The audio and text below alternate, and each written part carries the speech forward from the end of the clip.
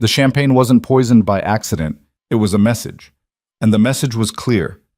Rafael Moretti's greatest weakness wasn't his empire, his enemies, or his reputation. It was the woman carrying his child, bleeding out on a marble floor while Manhattan's elite pretended not to notice. This is a story about power, survival, and the moment a crime lord had to choose between vengeance and love. If you want to see how far one man will go to protect what's his, stay until the end. And if this story grabs you, hit that like button and drop a comment with your city. I want to see how far this tale travels. Eat. The Vanderbilt Grand Hotel didn't host charity galas. It staged coronations. Tonight's event, a fundraiser for pediatric cancer research, had drawn Manhattan's upper crust like moths to a flame wrapped in silk and dripping with diamonds. Crystal chandeliers caught the light from 1,000 candles, scattering it across the ballroom in fragments of gold. A string quartet played something classical and forgettable, the kind of music designed to make wealth feel virtuous. Elena Marlowe stood near the champagne fountain, her emerald gown clinging to curves she'd spent the last month trying to hide. 4 months pregnant, and nobody knew. Not her mother, who would have immediately started planning a wedding that Elena didn't want. Not her best friend Clara, who couldn't keep a secret if her life depended on it. And certainly not the 300 guests currently air-kissing and networking their way through $20,000 a plate pasta. Well, almost nobody. Rafael Moretti knew. Of course he knew. The man knew when a shipment from Marseille was delayed by 15 minutes, when a city councilman was having second thoughts about a zoning vote, when a rival family's accountant was skimming off the top. Knowing things was Rafael's business, and business was very, very good. Elena caught his eye across the ballroom. He stood in a circle of men who thought they were powerful, a hedge fund manager, a real estate developer, the CEO of some pharmaceutical company currently being investigated for price gouging. They were circling Rafael like pilot fish around a shark, not quite understanding that they were only alive because he allowed it. Rafael's dark eyes held hers for exactly 3 seconds. In that brief connection, she saw what the others never would. The way his jaw tightened almost imperceptibly when he noticed how pale she looked. The slight forward shift of his weight as if preparing to cross the room. The protective fury that lived just beneath his perfectly tailored surface. She gave him a small smile. "I'm fine," and turned back to the woman beside her, a gallery owner named Patricia, who was in the middle of a story about a sculpture made entirely of recycled medical waste. "Provocative, really," Patricia was saying, gesturing with a glass of Bordeaux that probably cost more than most people's car payments. "The artist is making a statement about healthcare inequality in America. Very now, very urgent. I'm thinking of giving her a solo show in the spring." Elena murmured, accepting a champagne flute from a passing waiter. She brought it to her lips but didn't drink, a trick she'd perfected over the last month. People saw what they expected to see. Woman at party. Glass in hand, therefore woman drinking. It had worked at 6 events and counting. The waiter moved on. A young man she didn't recognize. Odd. The Vanderbilt always used the same catering company, and Elena had been to enough of these things to know the regular staff. This one was nervous, she noticed. His hand had trembled slightly when he'd offered her the tray. New, probably. First big event. She remembered that feeling, the terror of serving champagne to people who spent more on shoes than she used to make in a month. That was before Rafael, before the life she lived now. Comfortable, protected, complicated. Before the pregnancy that was about to change everything. Patricia was still talking, something about installation art and the male gaze, but Elena's attention had snagged on a woman in red across the room. Vivian Sterling, socialite and professional party attendee, known for her charitable work the way some people were known for their criminal records, extensively and with significant skepticism about the details. Vivian was watching her. Not the casual observation of one woman clocking another's dress, but a focused, almost clinical assessment. When their eyes met, Vivian's mouth curved into a smile that didn't reach her eyes, and she raised her champagne flute in a small salute. A cold finger traced down Elena's spine. "You look pale, darling," Patricia said, her tone shifting from art speak to genuine concern. "Are you feeling all right?" "Just tired," Elena replied, the lie coming easily. "I've been working late on a project." That much was true. She'd been consulting on the restoration of a historic brownstone in Brooklyn Heights, work she loved even if it didn't technically require her attention anymore. Raphael had made it clear she never had to work again, but Elena wasn't built to be idle. The brownstone project gave her something to focus on besides the growing secret in her belly and the impossible conversation she kept postponing. How exactly did you tell a man like Raphael Moretti that you were pregnant? The same man who'd once told her, in a rare moment of vulnerability, that he'd never bring a child into his world. That any son or daughter of his would be a target from birth, leverage for enemies, a weakness he couldn't afford. That conversation had been 8 months ago, before the night of the blackout, before the wine and the candlelight, and the way he'd looked at her like she was the only real thing in a world built on lies. 4 months ago, to be exact. The ballroom tilted slightly. Elena blinked, steadying herself against the high-top table beside her. Patricia was looking at her with concern now, one manicured hand reaching out. "Elena, should I get—" "I'm fine," Elena said quickly. "Really, I just need some air." She started toward the terrace doors, her heels clicking against marble that probably cost more per square foot than most Manhattan apartments. The room felt too hot suddenly, too bright, too full of people with their expensive perfumes and practiced laughs, and her vision tilted again, harder this time. The champagne flute slipped from her fingers, and she watched it fall in slow motion, the crystal catching the light as it tumbled end over end. It hit the marble with a sound like a bell breaking, champagne exploding outward in a starburst of liquid and glass. Elena's knees gave out.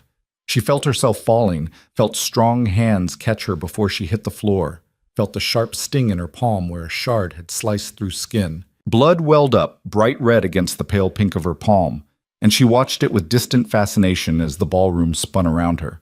Somewhere in the chaos of sound, gasps, exclamations, the sudden silence as the string quartet stopped playing, she heard a voice she'd recognize anywhere. "Elena!" Raphael's voice cut through the noise like a blade through silk, sharp and commanding and absolutely terrified. She'd never heard him scared before. Raphael Moretti didn't do scared. He did calculated, controlled, lethally calm. But he was scared now. She tried to tell him she was okay, tried to lift her head, but her body wasn't cooperating. The room kept spinning, and her stomach was churning in a way that had nothing to do with morning sickness and everything to do with the fact that something was very, very wrong. Raphael appeared above her, his face swimming into focus. His hands were on her face, her throat, checking her pulse with the efficiency of someone who'd checked too many pulses to count, most of them while watching the life drain out of people who'd made the mistake of crossing him. "Look at me," he commanded, his voice deadly quiet. "Elena, look at me." She forced her eyes to focus on his face. Dark eyes, sharp cheekbones, the scar along his left temple that he'd gotten in a knife fight when he was 17. She knew every line of that face, every expression, every micro-shift that signaled what he was thinking. Right now, he was thinking about murder. "The baby," she whispered, her hand moving instinctively to her stomach.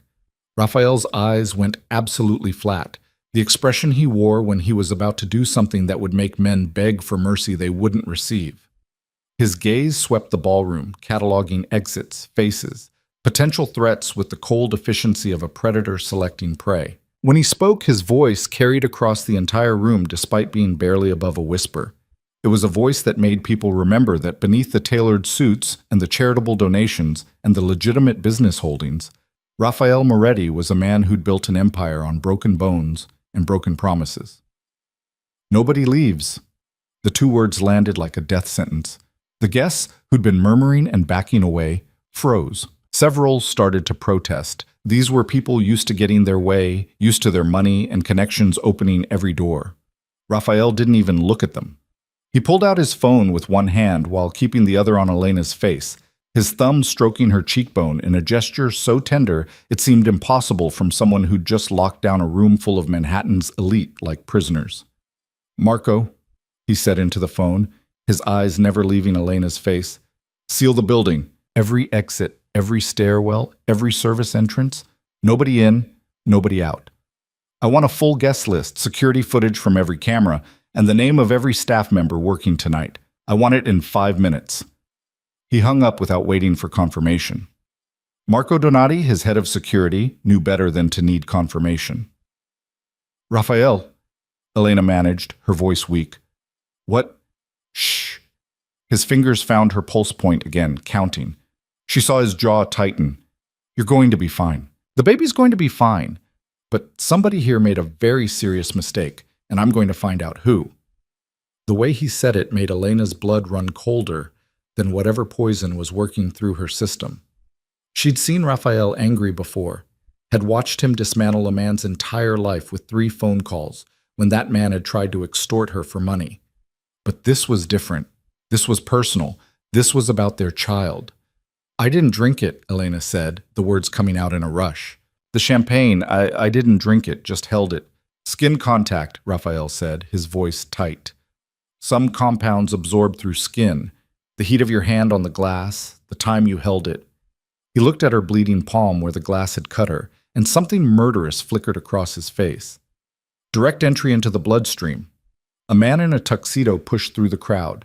Doctor Harrison Chen, a cardiac surgeon who sat on the boards of half the hospitals in New York and probably owed Raphael more favors than he could count in a lifetime.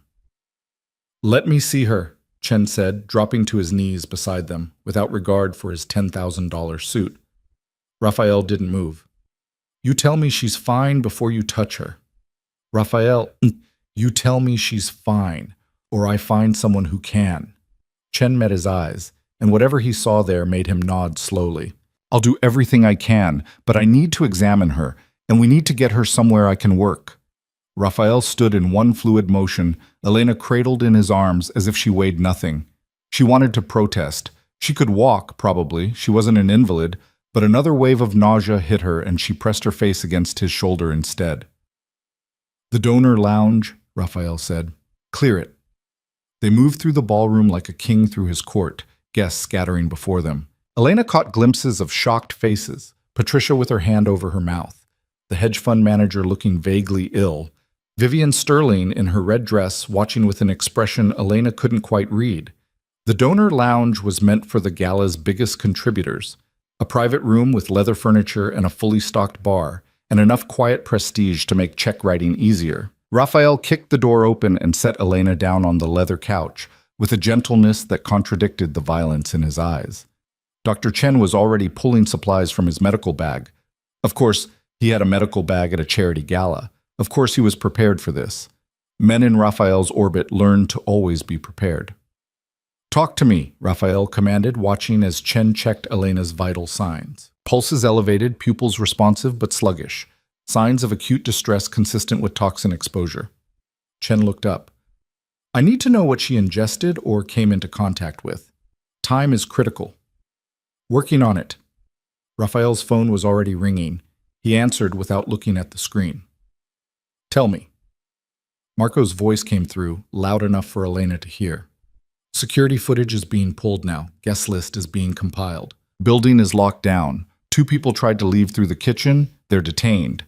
Staff manifest shows a replacement waiter hired 3 days ago through an agency we don't normally use. Find him. Raphael's eyes were on Elena as he spoke, watching every breath, every movement. Find everyone who touched her champagne glass from the moment it was poured. Find who approved the agency change. Find...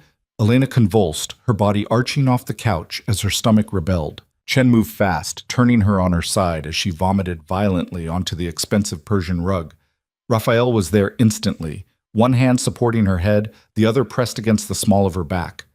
Elena, stay with me. His voice was rough now, the controls slipping. Stay with me, cara mia.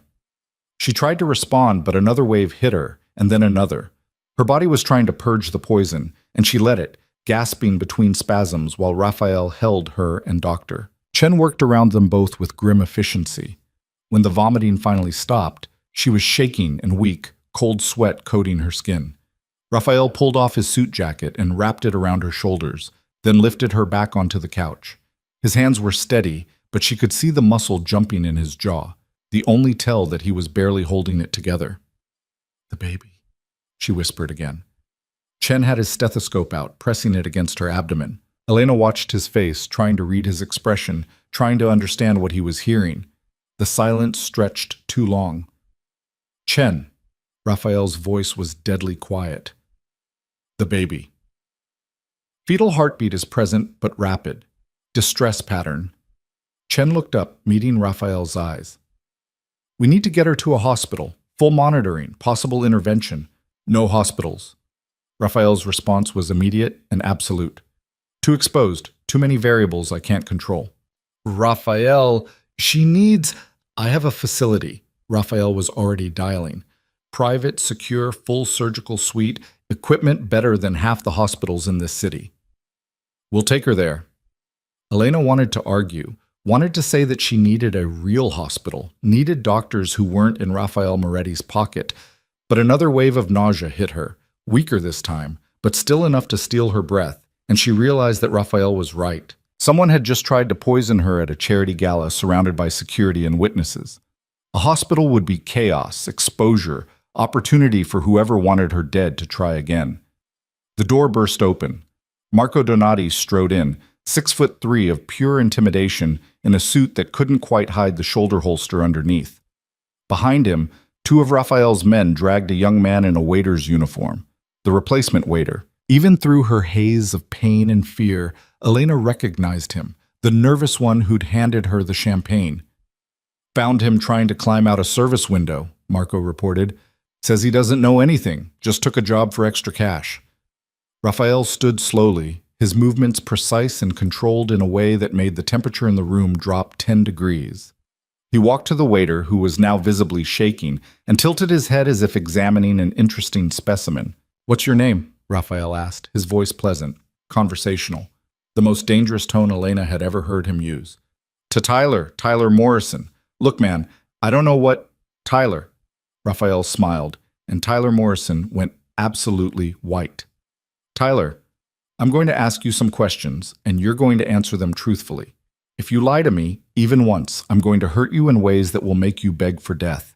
Do you understand? Tyler nodded frantically. Good. Who hired you? An agency, Prestige Events Staffing. They called me 3 days ago, said it was last minute, paid cash up front. Who gave you the champagne?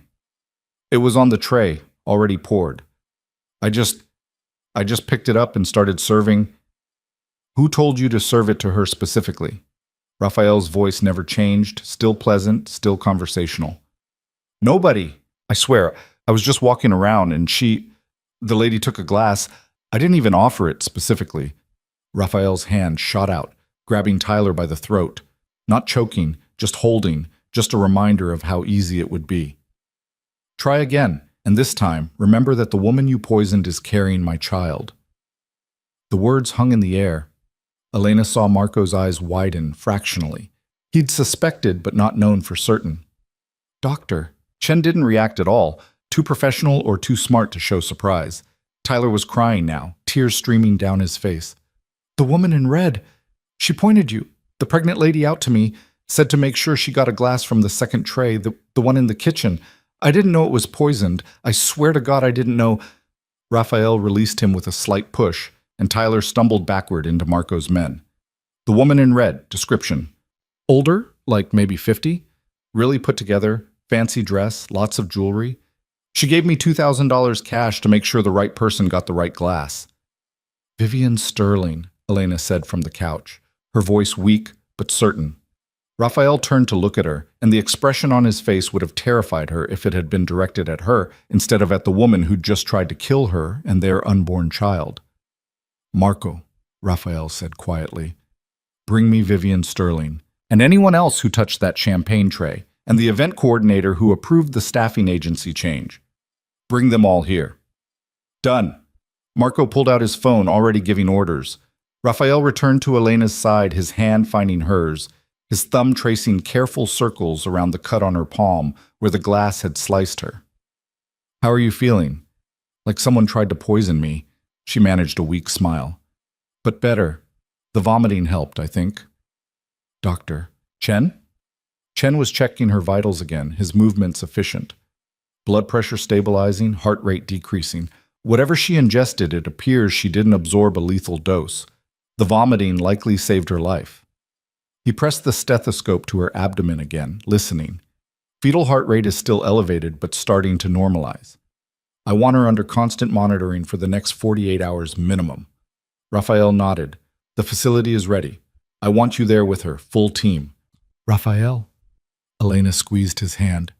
What are you going to do?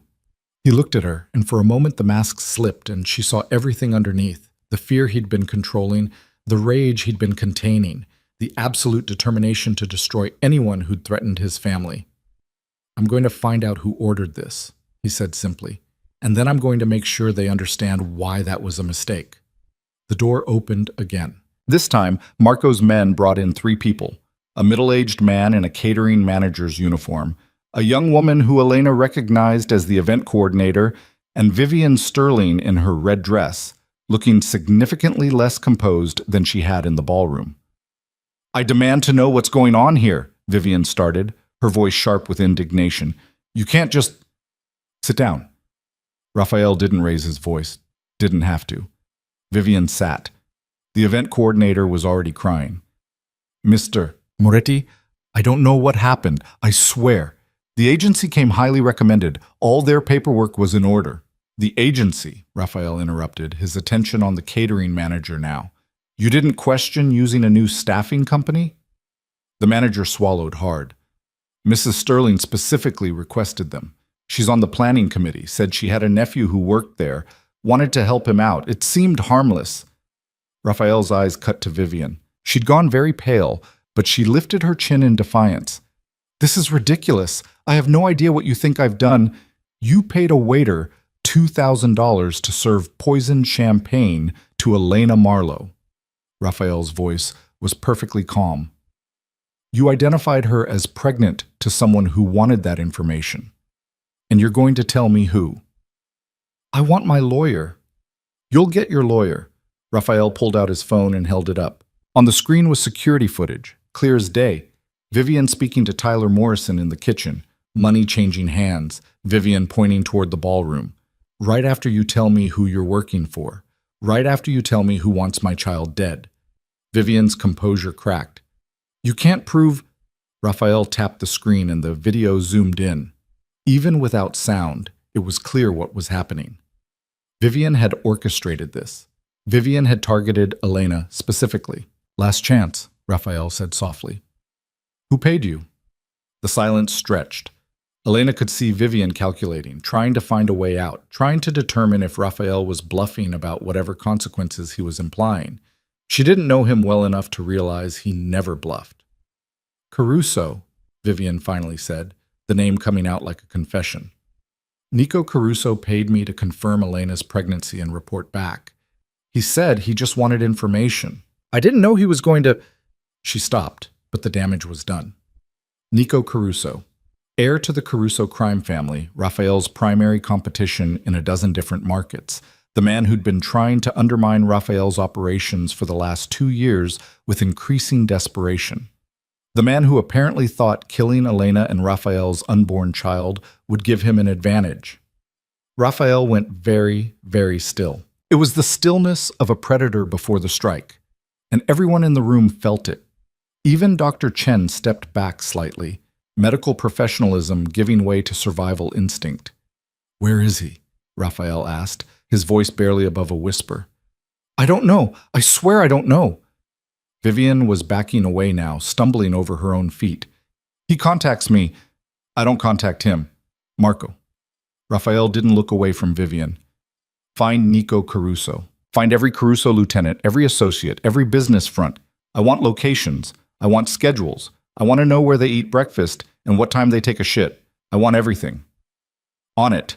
Marco was already on his phone, his voice low and urgent as he gave rapid-fire orders.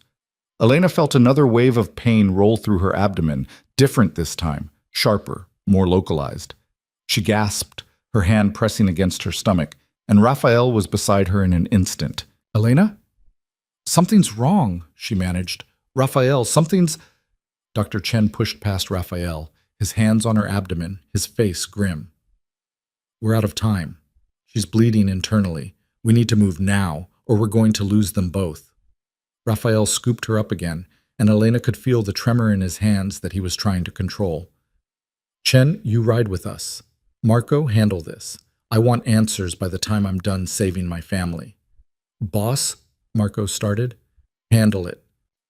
Raphael was already moving toward the door, Elena in his arms, Chen trailing behind. I don't care what you have to do.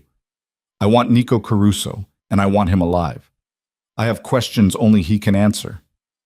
They moved through the ballroom, and Elena was dimly aware of the frozen guests, the shocked faces, the way people scattered like leaves before a storm. Raphael didn't look at any of them. His entire focus was on her, on the child she carried, on getting them somewhere safe. In the private elevator reserved for VIPs, Elena felt her vision starting to blur again. She could hear Raphael talking to her, demanding she stay awake, stay with him, but his voice seemed to be coming from very far away. The last thing she saw before the darkness took her was his face, the fear finally breaking through the control, and the absolute conviction in his eyes that he would burn the entire city down if that's what it took to keep them safe. Then the world went black, and Elena Marlowe slipped into unconsciousness, unaware that above her, Raphael Moretti was making silent promises to their unborn child. Promises written in blood and sealed with the kind of vengeance that would make the name Caruso something people whispered about in the dark for years to come. The vehicle was moving before Elena fully registered the transition from elevator to car. Not a car. An armored SUV, windows tinted black, engine purring with the kind of power that suggested it could ram through a concrete barrier without hesitation. Raphael had her cradled against his chest in the back seat, one arm wrapped around her shoulders, the other hand pressed flat against her abdomen as if he could hold their baby safe through sheer force of will. Doctor. Chen sat across from them, a portable monitor already strapped to Elena's arm, leads attached to her chest beneath Raphael's jacket that still draped over her shoulders. The numbers on the screen meant nothing to Elena, but she watched Chen's face and saw the concern he was trying to hide. Talk to me, Raphael said, his voice tight. Blood pressure is dropping, heart rate elevated but steady. Without imaging, I can't confirm internal bleeding, but based on presentation... Chen trailed off, choosing his words carefully. We need to be prepared for emergency intervention. The SUV took a corner fast enough that Elena felt herself pressed harder against Raphael's chest. Through the tinted windows, she caught glimpses of Manhattan streaming past, streetlights, late-night traffic, the illuminated windows of buildings where normal people were living normal lives that didn't involve poison and crime lords and babies fighting for survival. How long? Raphael's question was clipped, controlled. 15 minutes to the facility, the driver called back. Elena recognized the voice. Vincent Carr, one of Raphael's most trusted men, former army ranger who drove like he was still dodging IEDs in Kandahar. Make it 10. The SUV accelerated and Elena closed her eyes against another wave of pain that radiated from her abdomen. It felt different now. Not the churning nausea of the poison, but something deeper, something that made her think of tearing and breaking and things coming apart that were supposed to stay together. Raphael, she whispered, and even she could hear the fear in her voice. His hand tightened on her shoulder. I've got you. We're almost there, cara mia. Just hold on. The baby is going to be fine. He said it like a command, like he could bend reality to his will through pure determination. Maybe he could. Raphael Moretti had built an empire by refusing to accept defeat, by finding angles and leverage points and ways to win when everyone else saw only obstacles. But biology didn't care about empire building or determination. Biology had its own rules, and right now those rules were working against them. Elena forced her eyes open, focusing on Raphael's face. In the dim light of the SUV's interior, she could see the muscle jumping in his jaw, the way his eyes kept flicking to the monitor, the absolute control he was exerting over himself. She'd seen him angry before, had watched him dismantle opponents with cold precision, but she'd never seen him like this, balanced on a razor's edge between control and chaos, held together by nothing but sheer will and the need to be strong for her. Tell me about the facility, she said, needing to hear his voice, needing the distraction from the pain. Raphael's eyes met hers, and she saw him understand what she was asking for. Private medical center in Tribeca. I acquired it 3 years ago. Officially, it's a cosmetic surgery clinic for the very wealthy and very private. In reality, it's a fully equipped hospital with a surgical suite that could handle a triple bypass or a gunshot wound with equal efficiency. You've used it before. Not a question. When discretion is more important than paperwork, yes. His thumb traced circles on her shoulder, the gesture absent and soothing. The staff is handpicked. The best cardiac surgeon in New York, a trauma specialist who did 2 tours in Afghanistan, an OB/GYN who trained at Johns Hopkins, and decided she preferred patients who paid in cash and didn't ask questions. Sounds like my kind of place, Elena managed, trying for humor, even as another spike of pain made her gasp. Dr. Chen leaned forward, checking the monitor. Raphael, her blood pressure just dropped another 5 points. We're running out of time. The SUV's engine roared, and Vincent took another corner in a way that suggested traffic laws were more like suggestions. Elena could hear sirens somewhere in the distance, but they were fading, not approaching. Vincent knew how to drive in New York, fast, aggressive, and completely aware of every cop's patrol pattern within a 5-mile radius. Raphael pulled out his phone with his free hand, never releasing his hold on Elena. "Status," he said without preamble. Marco's voice came through the speaker, rough with adrenaline. "Caruso's primary residence is empty. His club downtown is shut down for the night, but we have eyes on it. 3 of his lieutenants have been located. We're bringing them in for conversation."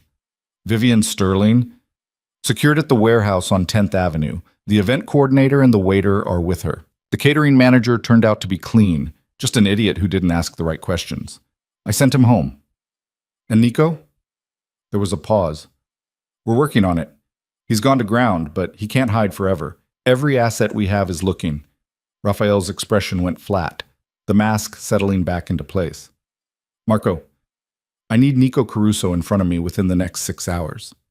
I need him conscious, functional, and able to answer questions. I don't care what you have to do to make that happen. Am I clear?" "Crystal." "Good. Keep me updated." Raphael ended the call and returned his full attention to Elena. "We're 2 minutes out." Elena nodded, not trusting her voice. The pain was constant now, a deep ache that felt like something fundamental was wrong, like her body was betraying the tiny life it was supposed to protect. She thought about the moment she'd realized she was pregnant, the positive test, the shock, the complicated tangle of fear and joy and absolute terror about what it meant. She'd known from the start that raising a child with Raphael Moretti would be dangerous, had understood intellectually that any son or daughter of his would live under constant threat, would grow up in a world where bodyguards and security protocols were as normal as playdates and soccer practice. But intellectual understanding was different from this, from actually feeling that danger, from having someone try to end her baby's life before it had even begun, from understanding that there were people who would kill an innocent child just to hurt Raphael, to gain leverage, to shift the balance of power in a world Elena had never wanted to be part of. The SUV pulled into an underground garage, the door rolling shut behind them before Vincent even cut the engine. Fluorescent lights flickered on, revealing a parking area that held 3 other vehicles, all expensive, all armored, all bearing the subtle modifications that suggested they were designed for situations where traffic laws and conventional escape routes weren't options. Raphael had the door open before the SUV fully stopped, lifting Elena with the same careful intensity he'd maintained since the ballroom. A team was waiting, 2 men in tactical gear who moved to flank them, and a woman in scrubs who Elena assumed was the OB/GYN Raphael had mentioned. "Dr. Sarah Reeves," the woman said briskly, falling into step beside them as they moved toward an elevator. "I've been briefed on the situation. Suspected poisoning, approximately 4 months gestation, presenting with abdominal pain and possible internal bleeding." "Can you save them?"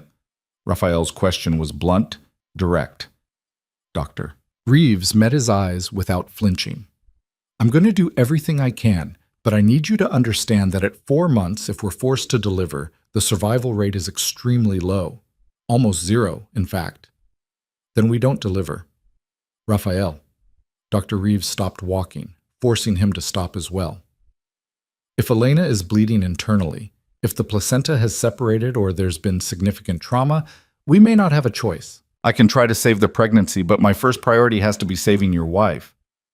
"She's not my wife," Raphael said automatically, then seemed to hear himself. His jaw tightened. "But you're right. Save Elena, whatever it takes." The elevator opened directly into what looked like a high-end medical suite, gleaming equipment, monitors, a surgical theater visible through glass walls. The decor was more luxury hotel than hospital, all warm woods and soft lighting, but the medical technology was cutting edge and deadly serious. Raphael placed Elena on a hospital bed with infinite gentleness, his hands lingering on her shoulders as if he couldn't quite bring himself to let go. Dr. Reeves was already moving, pulling on gloves, snapping orders to a nurse who appeared from a side room. "I need ultrasound, full blood panel, and get me 4 units on standby just in case," Reeves said. "Dr. Chen, what toxin are we dealing with?" Chen was pulling off his jacket, rolling up his sleeves. "Unknown. Symptoms presented as acute poisoning, nausea, vomiting, altered mental status, tachycardia. She purged most of it, which likely prevented a lethal dose. But we need to identify it to counter any ongoing effects. Blood work will help." Reeves was positioning the ultrasound wand, her eyes on the monitor. "Elena, this is going to be cold." The gel was indeed cold, shocking against Elena's skin. She watched Reeves's face as the doctor moved the wand across her abdomen, searching, assessing. Raphael stood at the head of the bed, one hand gripping Elena's, the other braced against the bed rail hard enough that his knuckles had gone white. The room filled with sound, a rapid thumping that took Elena a moment to recognize. Her baby's heartbeat, fast and fluttery, like a bird trapped in a cage. "Fetal heart rate is 180, Reeves said, her voice professionally neutral. "Elevated, but within survivable range. Let me check for bleeding." The seconds stretched into hours. Elena could feel Raphael's tension through his hand, could sense the barely controlled fear radiating off him in waves. This was a man who controlled everything in his world through force of will and careful strategy, and right now he was completely powerless.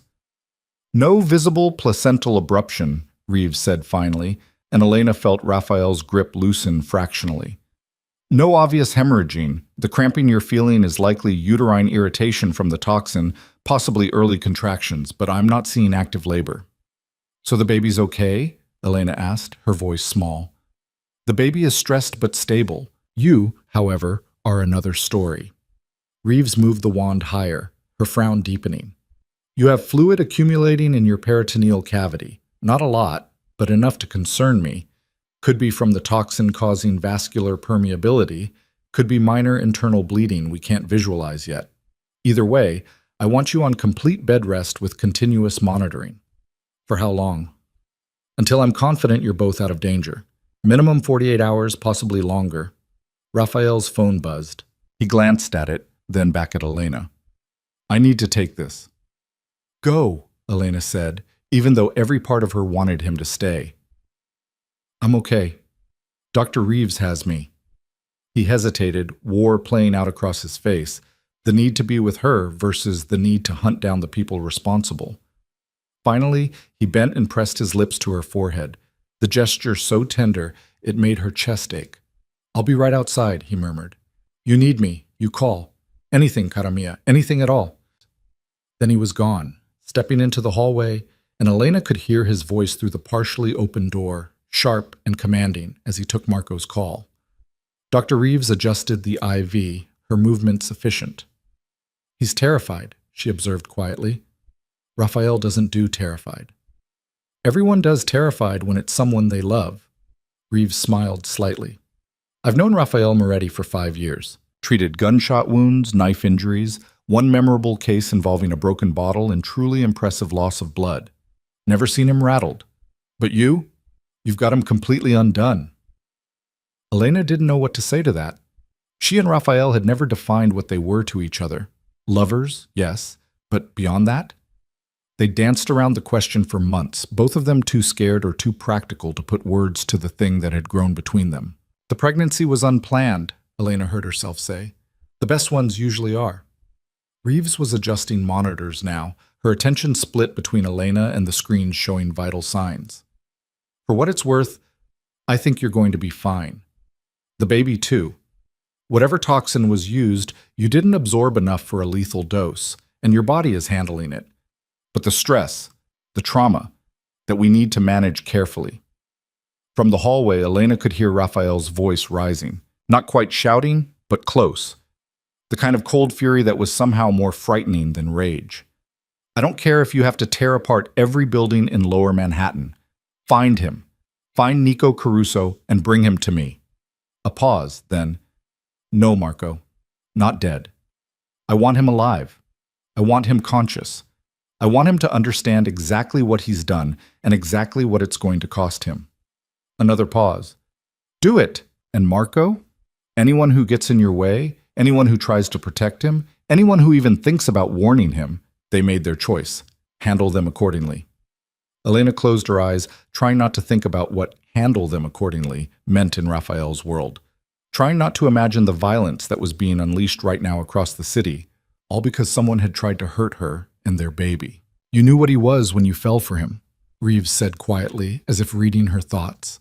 I did, Elena admitted. Doesn't make it easier. Nothing about loving dangerous men is easy. Reeves checked the monitor one more time, then patted Elena's shoulder. Get some rest. I'll be back in an hour to check on you both. Rest seemed impossible, but exhaustion was pulling at Elena like a riptide. The adrenaline was fading, leaving her wrung out and shaky. She could still hear Raphael in the hallway, giving orders, coordinating the hunt, orchestrating what was probably going to be a bloodbath before sunrise. She must have dozed, because the next thing she knew, Raphael was beside her again, settled into a chair he'd pulled close to the bed. His hand was wrapped around hers, and his eyes were fixed on the monitor, showing their baby's heartbeat with an intensity that suggested he was memorizing every spike and valley. What time is it? Elena asked, her voice rough with sleep. 3 a.m. Raphael didn't look away from the monitor. How are you feeling? Better. Tired, but better. She squeezed his hand. Did Marco find anything? Nico's gone to ground, but we're closing in. 3 of his lieutenants are currently having very unpleasant conversations at the warehouse. One of them will break. They always do. Elena heard what he wasn't saying. The methods being used to encourage conversation, the line between interrogation and torture that Raphael crossed without hesitation when people he cared about were threatened. Raphael, I need to ask you something. Anything. If you find Nico, what are you going to do to him? Raphael's eyes finally left the monitor, meeting hers. In the low light of the medical suite, his face was all sharp angles and dangerous shadows. I'm going to make him tell me everyone involved in this. Everyone who knew, everyone who helped, everyone who even suspected what was being planned and didn't warn me. And then I'm going to make sure they understand that touching my family carries consequences. You mean you're going to kill him? Eventually. Raphael's voice was matter-of-fact, as if they were discussing dinner plans. But first, I'm going to make sure he regrets every decision that led him to this moment. I'm going to make an example that ensures nobody else ever thinks about trying this again. Elena should have been horrified, should have argued, should have pleaded for mercy, should have reminded him that revenge wouldn't undo what had happened. Instead, she found herself thinking about the moment she'd collapsed, about the fear that had flooded through her when she'd realized something was wrong with her baby, about the fact that someone had deliberately, calculatedly tried to end her pregnancy simply to hurt Raphael. Good, she said quietly. Raphael's eyebrows rose fractionally. Elena, I mean it. Whoever did this, whoever helped, they tried to kill our baby, Raphael. They tried to kill me. So yes, I want them to regret it. I want them to understand what they've done. Something shifted in Raphael's expression. Surprise, maybe, or recognition. You've never talked like this before. I've never been poisoned while pregnant before. Elena's hand moved to her abdomen, protective. I've never felt this angry before. This territorial. Welcome to my world. Raphael lifted her hand to his lips, pressing a kiss to her knuckles. This is what I feel every day. This need to protect what's mine, to destroy anything that threatens it. I've tried to keep you separate from it, tried to give you the option to walk away, but now there's a baby, Elena finished. Now walking away isn't an option, even if I wanted to, which I don't, she added quickly, seeing the flash of vulnerability in his eyes. Raphael, I'm not going anywhere. I'm in this complicated, dangerous life. All in. It's going to get worse before it gets better, he warned. Once word spreads about the pregnancy, about what happened tonight, every enemy I have will see you as a target, see our child as leverage. I can protect you, but I can't make it safe. I can't make it normal. I don't need normal. Elena managed a tired smile. I need you. I need us to figure out how to do this, how to raise a child in your world without losing ourselves or each other in the process. Raphael was quiet for a long moment, his thumb tracing patterns on the back of her hand. I never wanted this, he said finally. Never wanted to bring a child into my life knowing what it would mean, knowing the danger, the complications, the way it would paint a target on an innocent back. But now that it's happening, now that I know there's a piece of you and me growing inside you. He paused, choosing words carefully. I can't imagine not fighting for this with everything I have. Can't imagine walking away or letting fear make my decisions. Elena's heart did something complicated in her chest. Raphael wasn't a man given to emotional declarations. He showed his feelings through actions, through protection, through loyalty, through the way he'd burned down half the city tonight trying to keep her safe. But words mattered too. Words made things real. We're going to be okay, she said, with more confidence than she felt. All three of us. Raphael's phone buzzed again. He glanced at it, and his expression went cold. Marco's calling in. I need to take this. He stepped into the hallway again, and Elena heard his voice, clipped and professional. Talk to me. She couldn't hear Marco's response, but she watched Raphael's body language through the open door, the way he went absolutely still, the slight narrowing of his eyes, the almost imperceptible forward shift of his weight like a predator catching a scent. You're certain? Raphael asked. Another pause. Good. Hold position. I'm coming to you. He ended the call and stepped back into the room. They found Nico. Elena's heart rate spiked, and she saw the monitor reflect it, numbers jumping, alarms starting to sound before Reeves appeared from the next room and silenced it with a touch. Everything okay? The doctor asked, her eyes moving between Elena and Raphael. Fine, Elena said. False alarm. Reeves looked skeptical but didn't argue. Try to keep your stress levels down. Easier said than done, I know, but for the baby's sake. When she was gone, Raphael returned to Elena's bedside. I need to go handle this. I know. I don't want to leave you. I know that too. Elena reached up, cupping his face in her hand. But you need to finish this. You need to make sure whoever did this can never try again. Dr. Reeves will stay with you. Vincent and 2 others will be stationed outside. Nobody gets in without clearance. Nobody gets close without going through them first. Raphael, I'll be fine. Go do what you need to do. He bent down, pressing his forehead to hers, and Elena felt the tremor run through him, the only outward sign of the war being waged inside him between the need for revenge and the need to stay and protect. I love you, he said, the words so quiet she almost missed them. I've never said it before, never let myself feel it, but I'm saying it now. I love you, Elena Marlowe. I love our baby, and I will burn this entire city to ash before I let anyone threaten you again. Elena's breath caught. Raphael, you don't have to say it back. I just needed you to know, in case... He trailed off. In case what? You think you're not coming back? I think I'm about to do things that might make you look at me differently. Things that might change how you feel about me. Elena pulled him down until their lips met, the kiss fierce and desperate and absolutely certain. I already know who you are, she whispered against his mouth. I know what you're capable of, and I love you anyway. I love you because of it, not in spite of it. Raphael kissed her again, harder this time, pouring everything he couldn't say into the press of his lips against hers. Then he pulled back, his hand lingering on her face for one more moment before he forced himself to step away. I'll be back before dawn, he promised. With answers? With everything. His smile was cold and absolutely lethal. By the time I'm done, Nico Caruso is going to wish we'd just killed him in the ballroom. Then he was gone, striding out of the medical suite with the controlled violence of a man about to go to war. Elena heard the elevator doors close, heard the SUV's engine roar to life in the garage below. She was alone now, except for the medical equipment and the security guards outside, and the tiny heartbeat on the monitor that proved she wasn't really alone at all. Dr. Reeves returned, checking vitals one more time. He's going to kill someone tonight, isn't he?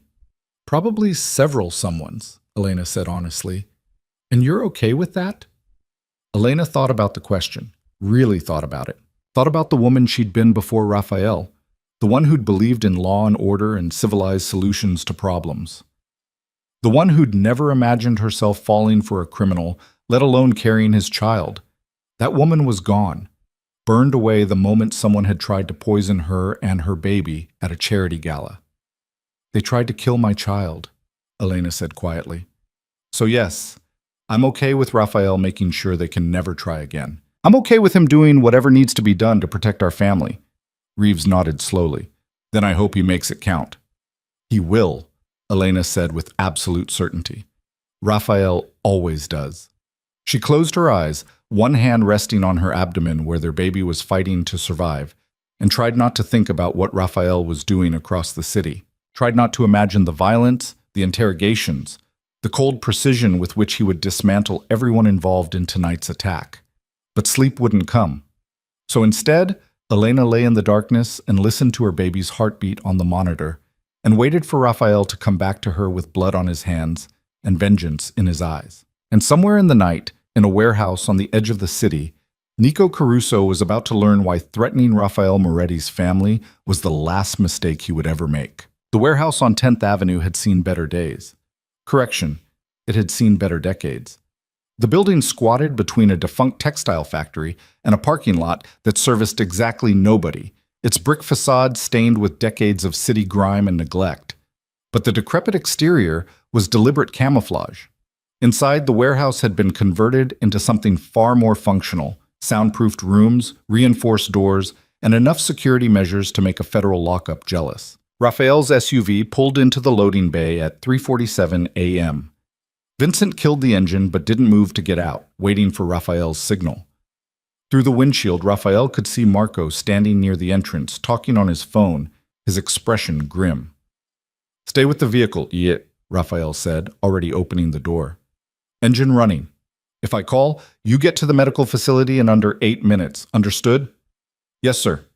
Raphael crossed the distance to Marco in long, controlled strides. Every step was measured, every movement precise.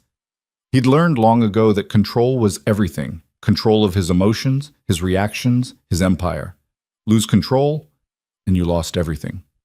But tonight, control was slipping. Tonight, someone had tried to kill Elena and his unborn child, and the rage simmering beneath Raphael's carefully maintained surface was threatening to burn through every restraint he'd ever built. "Status," Raphael said as he reached Marco. Marco pocketed his phone, his expression carefully neutral. "We've got 3 Caruso lieutenants in separate rooms. Antonio Russo broke first, gave us Nico's location in exchange for a promise we wouldn't touch his family. The other 2 are being less cooperative, but they will be." "And Nico?" "Holed up in a townhouse in Brooklyn Heights, one of his girlfriend's places. Not commonly known, not on any property records we'd normally check. He thinks he's safe there." "How many with him?" "Best guess, 2, maybe 3 guards. He's trying to stay off the radar, which means he can't bring in his full security detail without drawing attention." Raphael nodded slowly, already calculating angles and approaches. "The girlfriend?" "Collateral damage or leverage, depending on how cooperative she is." Marco's voice held no sympathy. In their world, choosing to be with someone like Nico Caruso meant accepting the consequences of that choice. "I want him alive," Raphael said. "Functional enough to answer questions. Everything else is negotiable." "Understood." Marco turned toward the warehouse entrance. "You want to talk to the lieutenants first?" "No. I want to see Vivian Sterling." Something flickered across Marco's face. Surprise, maybe, or concern. "Boss, she's just a middleman, paid intermediary. She doesn't know anything the lieutenants don't." "She knew Elena was pregnant." Raphael's voice went cold. "She confirmed it, reported it, and then orchestrated the poisoning. That makes her more than a middleman, Marco. That makes her complicit in attempted murder of my child." Marco nodded once and led the way inside. The warehouse interior was exactly what Raphael had designed it to be: functional, intimidating, and absolutely secure. Concrete floors, exposed ductwork, and lighting that created more shadows than illumination. The main space held various equipment that could charitably be called persuasion tools, though Raphael preferred to think of them as motivation enhancers. 3 doors led to separate interrogation rooms. Marco gestured to the one on the left. Sterling's in there. Hasn't said anything useful since we brought her in. Keeps demanding her lawyer. She'll talk, Raphael said with certainty. He opened the door without knocking. Vivian Sterling sat in a metal chair, her red dress now wrinkled and stained, her jewelry removed, her carefully styled hair falling in disarray around her face. She looked up as Raphael entered, and fear flashed across her features before she managed to school them into indignant anger. "This is kidnapping," she said, her voice shaking slightly. "False imprisonment. I have rights. You forfeited your rights when you tried to kill my family." Raphael pulled up a second chair, sitting down across from her with deliberate calm. "Now, we're going to have a conversation, Vivian. A very honest conversation about exactly what you've done and who you've done it for." "I want my lawyer." "Your lawyer is currently asleep in his Upper East Side apartment, completely unaware that you're here. He'll remain unaware unless I decide otherwise." Raphael leaned back, studying her with the same attention he'd give to a balance sheet or a property acquisition. "You're a smart woman, Vivian. Smart enough to build a reputation, smart enough to move in the right circles. So be smart now. Tell me everything." Vivian's hands were trembling. She clasped them together in her lap, trying to hide the reaction. "I already told you, Nico Caruso paid me to confirm the pregnancy. That's all I know." "That's not all." Raphael's voice remained conversational, almost pleasant. "You orchestrated the staffing change. You identified Elena specifically to the waiter. You ensured she received a poisoned glass. These weren't the actions of someone just confirming information, Vivian. These were the actions of someone actively participating in murder." "I didn't know it was poison." The words burst out of her, desperate and pleading. "I swear I didn't know. Nico said he just wanted her scared, just wanted to send a message to you. I thought it was a sedative, maybe something to make her sick enough to go to the hospital. I didn't know he was trying to kill her." Raphael studied her face, looking for the lie. He'd interrogated enough people to know when they were spinning truth and when they were fabricating wholesale. Vivian believed what she was saying, believed that Nico had only wanted to frighten Elena, which meant Nico had lied to his own accomplice, ensuring her cooperation while keeping her ignorant of the true plan. Smart, in a ruthless sort of way. Deniability for Vivian, separation between planning and execution. "Why you?" Raphael asked. "Why did Nico choose you specifically?" Vivian swallowed hard. "He approached me 3 months ago, said he knew I had gambling debts, knew I was in deep with some very unpleasant people. He offered to clear the debts in exchange for information." "What kind of information?" "About you, about Elena, your routines, your relationship, whether there was any truth to the rumors that she was pregnant."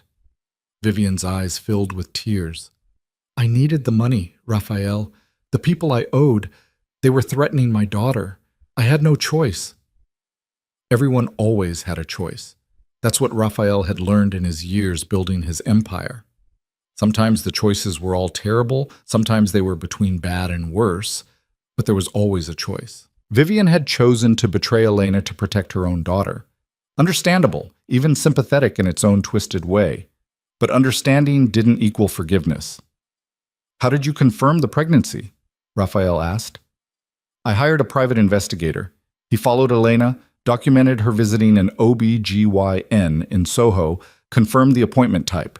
I gave that information to Nico, and he paid the first installment on my debt." "And tonight's arrangement?" "He called me yesterday, said he needed one more favor, said it would clear the remaining debt. He told me to arrange for a specific waiter to serve champagne to Elena, told me which glass to ensure she received. He said it was a sedative, something that would make her sick enough to scare her, to remind you that he could reach your family if he wanted to." Vivian's voice broke. "I swear, I didn't know it was meant to kill her. I didn't know about the baby being in danger. I would never. Children are sacred, Raphael. I would never hurt a child." Raphael sat very still, processing this information. Nico had played Vivian perfectly, used her debts, her fear for her daughter, her desperation. Had fed her just enough truth mixed with lies to ensure cooperation without full knowledge. It was good strategy. Ruthless, effective, and ultimately stupid because it had led directly back to Nico himself. "What else did you tell him?" Raphael asked. What other information did you provide over the last 3 months? Vivian's eyes dropped to her lap. Everything I could learn. Your schedule, your properties, your business meetings, Elena's routines, her friends, her work on that brownstone project. I was at events you both attended, society functions where I could observe without seeming suspicious. Did you report to anyone besides Nico? No, just him. Always him. Raphael stood and Vivian flinched. Please, she whispered. Please, I'm sorry, I'm so sorry. I never wanted anyone to get hurt. Your intentions are irrelevant. Raphael's voice was flat, emotionless. Your actions are what matter, and your actions tonight resulted in my fiancé being poisoned while carrying my child. Vivian went white. Fiancé, I didn't know you were... We hadn't announced it yet, Raphael lied smoothly. The fiction served multiple purposes. It elevated the crime in the eyes of anyone who heard about it, and it gave him legal standing in ways that girlfriend wouldn't. Which makes your betrayal even more interesting, Vivian. You helped orchestrate an attack on my future wife and unborn heir. In my world, that carries very specific consequences. What are you going to do to me? Raphael walked to the door, paused with his hand on the handle. That depends on whether the information you've provided proves accurate. If Nico is where you say he is, if everything you've told me checks out, then you live. Your daughter lives. You'll be relocated somewhere far from New York, somewhere you can start over without the debts and the fear and the stupid choices. Hope flared in Vivian's eyes. Really? You do that? But, Raphael continued, his voice going cold, if you've lied to me, if any of this is misdirection designed to buy Nico time or throw us off his trail, then you and your daughter will disappear, completely, permanently. No one will ever find enough of you to file a missing persons report. The hope died as quickly as it had appeared. I'm telling the truth. I swear on my daughter's life, I'm telling the truth. Raphael studied her one more moment, then nodded. Marco will get a formal statement from you. Every detail, every interaction with Nico, every piece of information you passed along. You cooperate fully, and you might survive this. He left her there and found Marco waiting in the hallway. Get everything from her. Times, dates, exact conversations. I want a complete timeline of her involvement with Nico. And then? Hold her here until this is finished. If her information is good, arrange transport out of the city. New identity, new life, somewhere she can't cause any more damage. Marco nodded, making notes on his phone. The lieutenants are ready when you are. I don't need to talk to them. Raphael checked his watch, 4:15 a.m. Dawn was still hours away, but time was moving too fast. I need to move on Nico before he realizes we're coming. What's our tactical situation? Team is ready, 6 men, all experienced. The townhouse has 3 floors, basement access through a garden entrance. Minimal security. Nico's relying on secrecy, not force. Cameras? Being handled now. We'll have a 5-minute window where the security feed loops. Neighbors are far enough away that noise won't be an immediate issue, but we need to be fast. Raphael nodded, his mind already running through scenarios and contingencies. I want Nico alive and conscious. His guards are expendable if they resist, but the priority is securing Nico himself. Understood. Marco hesitated. Boss, you sure you want to be on site for this? You could coordinate from here. Let the team handle the extraction. No. Raphael's voice was absolute. Nico tried to kill my family. I need to look him in the eye when he realizes what that's cost him. They moved through the warehouse to the staging area, where 6 men in tactical gear were checking weapons and equipment. Raphael recognized them all. Former military, former law enforcement, all of them with the kind of experience and moral flexibility that made them valuable in situations where legal niceties were obstacles rather than guidelines. Listen up, Raphael said, and the room went quiet. Target is Nico Caruso, heir to the Caruso crime family. He's holed up in a townhouse in Brooklyn Heights with minimal security. Our objective is capture, not kill. I want him alive, functional, and able to answer questions. His guards are secondary. If they surrender, we take them. If they fight, we put them down. Questions? One of the men raised a hand. Rules of engagement on civilians? There's a girlfriend in the house. She's not the target, but she's not protected either. If she's smart, she stays out of the way. If she gets involved, Handle it." The men nodded, understanding the parameters. In their world, loyalty to someone like Nico Caruso meant accepting that protection was conditional. They loaded into 3 vehicles: Raphael's SUV, an unmarked van that could pass for a delivery vehicle, and a sedan that would serve as chase car if things went sideways. The convoy moved through the pre-dawn Manhattan streets, crossing into Brooklyn via the Manhattan Bridge. Brooklyn Heights was one of the city's more prestigious neighborhoods, all historic brownstones and tree-lined streets, and the kind of quiet wealth that didn't advertise itself. The townhouse Nico had chosen was on a corner lot, 3 stories of restored Victorian architecture that probably cost more than most people earned in a lifetime. The vehicles parked 2 blocks away. Raphael's team moved on foot, using the pre-dawn darkness and the neighborhood's sleeping residents as cover. Marco had already confirmed that the security cameras were looping. Nico would see nothing but an empty street on his monitors. Raphael positioned himself across the street, watching as his team split into 2 groups. The first approached the front entrance, while the second circled to the garden access and back. They moved with practiced efficiency, weapons ready but not raised, looking for all the world like maintenance workers arriving early for a job. The front door lock took Marco exactly 43 seconds to bypass. Raphael watched him work, counting in his head, calculating the margin of error. They needed to be inside and in control before Nico even knew they were there. Marco gave the signal, "Go." The teams entered simultaneously from front and back, moving fast and quiet. Raphael followed the front team, ascending the steps with weapon drawn, eyes scanning for threats. The first floor was clear: living room, kitchen, dining area, all empty and dark. The second floor yielded a bathroom and 2 bedrooms, also empty. That left the third floor where lights were still on and voices could be heard. Raphael gestured for silence, then led the way up the final staircase. The voices grew clear: a woman's, nervous and pleading, and a man's, angry and dismissive. "I don't care what you think you heard," Nico was saying. "Nobody knows we're here. We're safe." "It's been hours," the woman said. "If it worked, we'd have heard by now. If Moretti's bitch is dead, it would be on the news. She's not dead, she's just sick. That was the point. Scare Moretti, make him understand that his family isn't untouchable." Raphael felt something cold and lethal settle in his chest. Nico hadn't even been trying to kill Elena. He'd been sending a message, playing power games with people's lives, treating Raphael's family as pawns in whatever empire-building strategy he'd concocted. That somehow made it worse. Raphael kicked open the door to the master bedroom. Nico Caruso spun around, his hand reaching for a gun on the nightstand.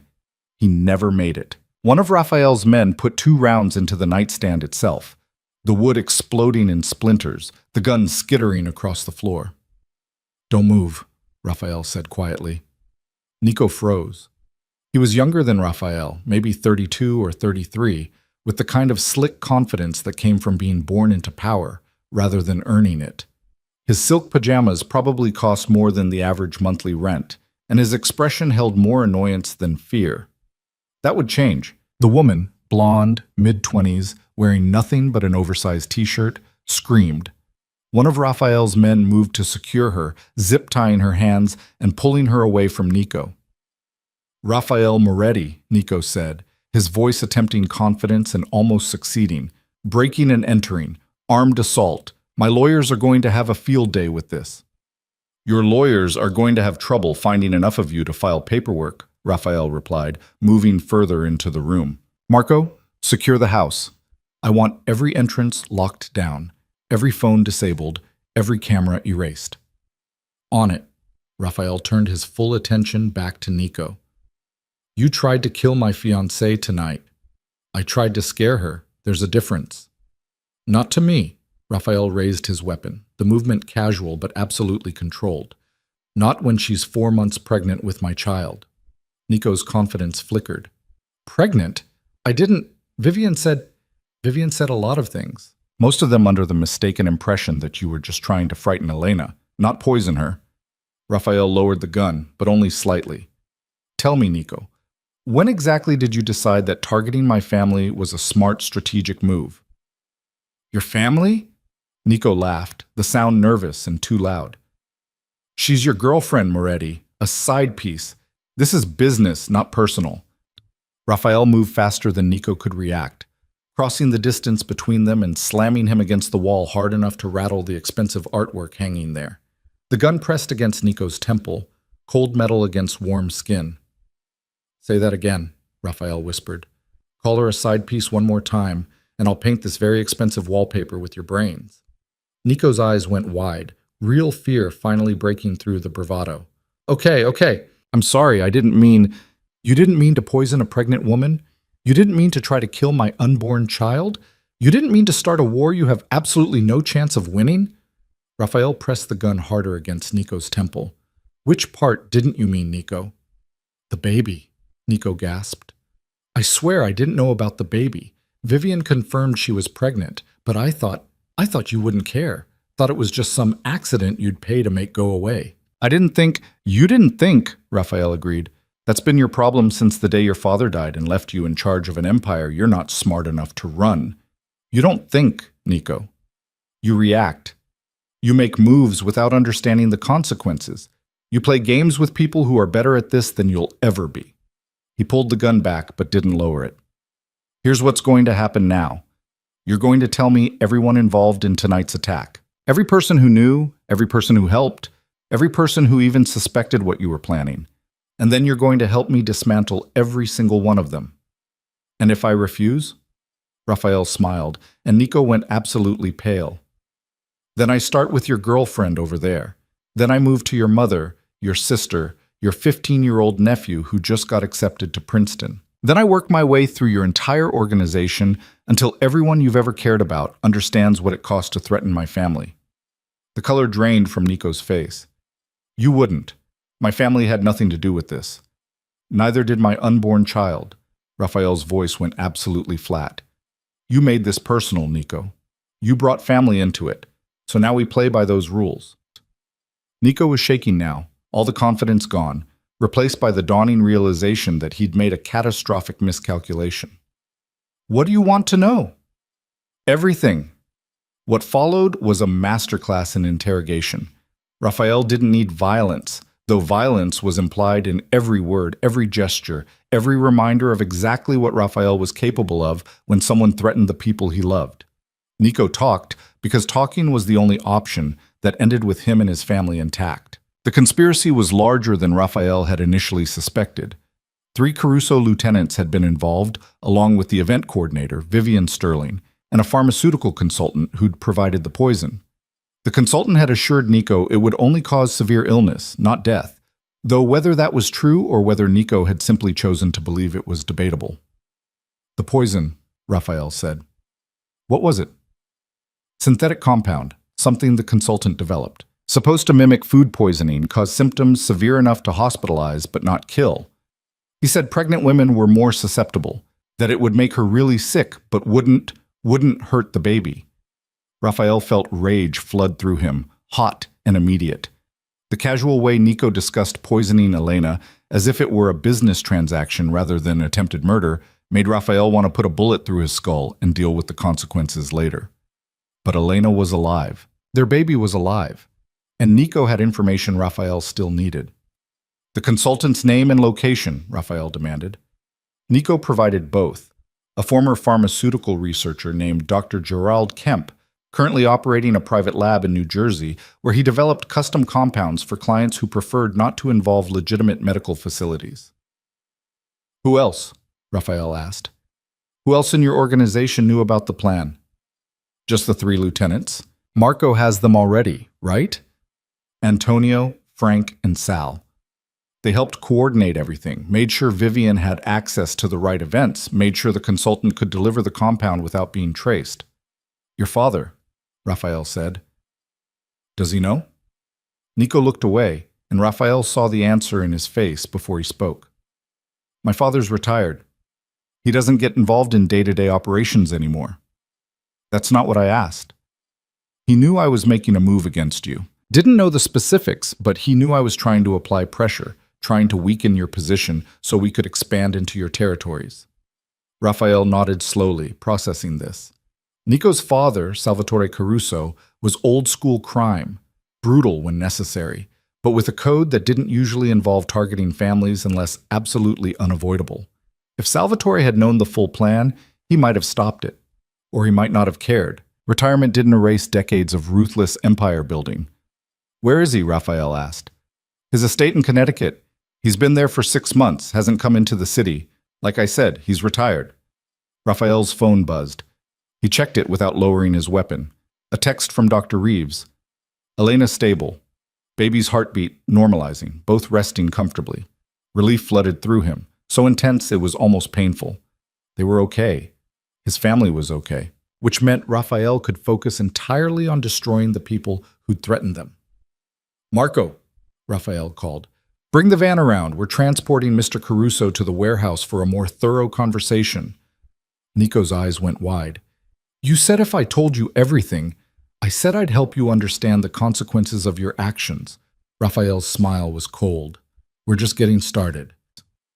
They bound Nico's hands and feet, gagged him to prevent screaming that might alert neighbors, and carried him down the stairs like a particularly unwilling piece of furniture. The girlfriend watched with terrified eyes but said nothing, smart enough to understand that silence was her only path to survival. As they loaded Nico into the van, Raphael's phone rang. Marco's name appeared on the screen. You're supposed to be helping load the van, Raphael said by way of greeting. I'm handling something else. We've got a problem. Raphael went still. Define problem. The pharmaceutical consultant, Dr. Kemp. We sent a team to his Jersey lab 30 minutes ago, found it burned to the ground, fire still smoldering. Fire department's calling it an accident, but my guys found accelerant traces. Someone torched the place, probably within the last 2 hours. And Kemp? Missing. No body in the rubble, no sign of him at his registered addresses. It's like he knew we were coming and ran. Raphael felt the pieces clicking into place with terrible clarity. Nico had a failsafe. Someone watching, ready to clean up loose ends if things went wrong.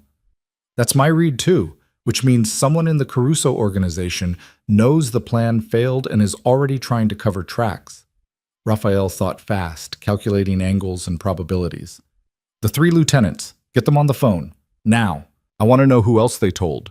Who else had knowledge of tonight's operation? Someone gave the cleanup order, and I want to know who. On it. What about Nico?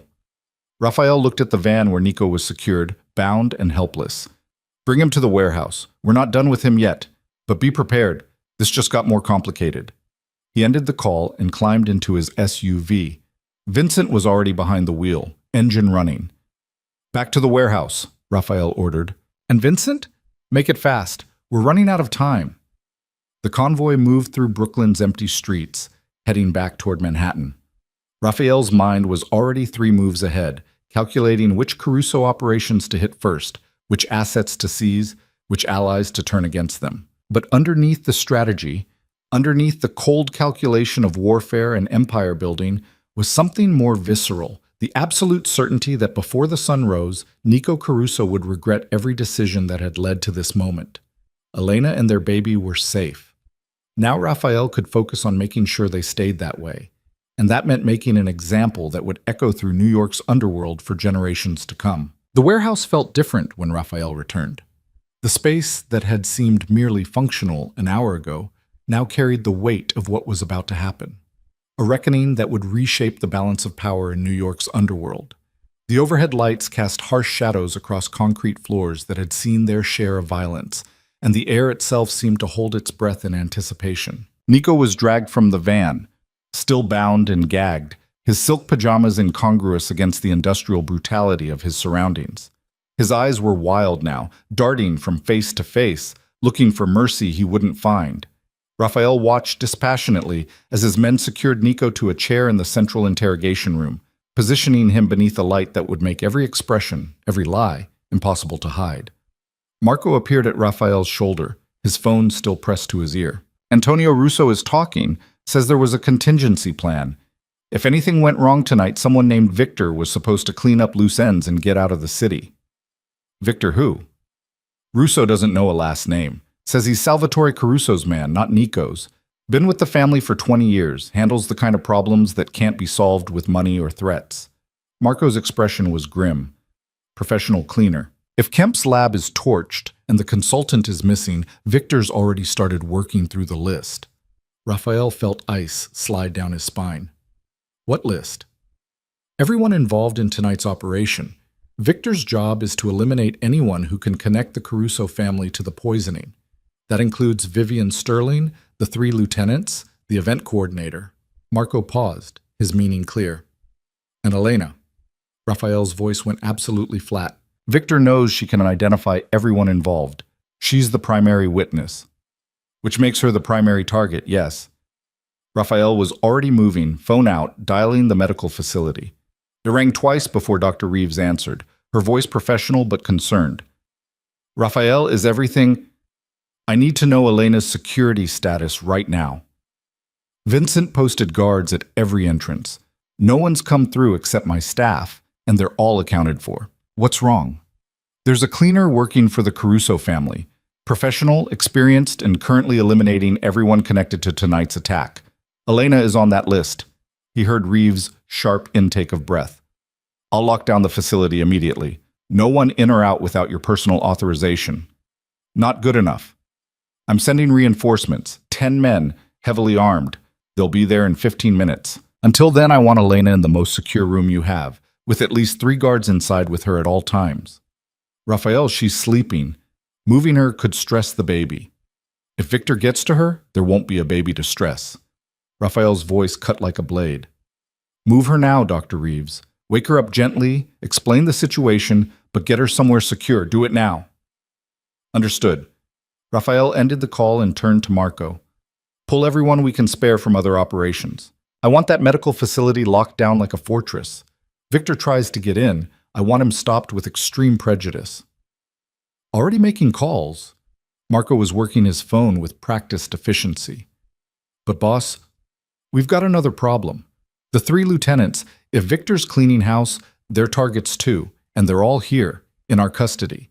If Victor knows where we took them, then he might come here instead of the medical facility. Raphael nodded slowly, seeing the tactical advantage. Good. Let him come. We'll be ready. He strode into the interrogation room where Nico sat bound and helpless.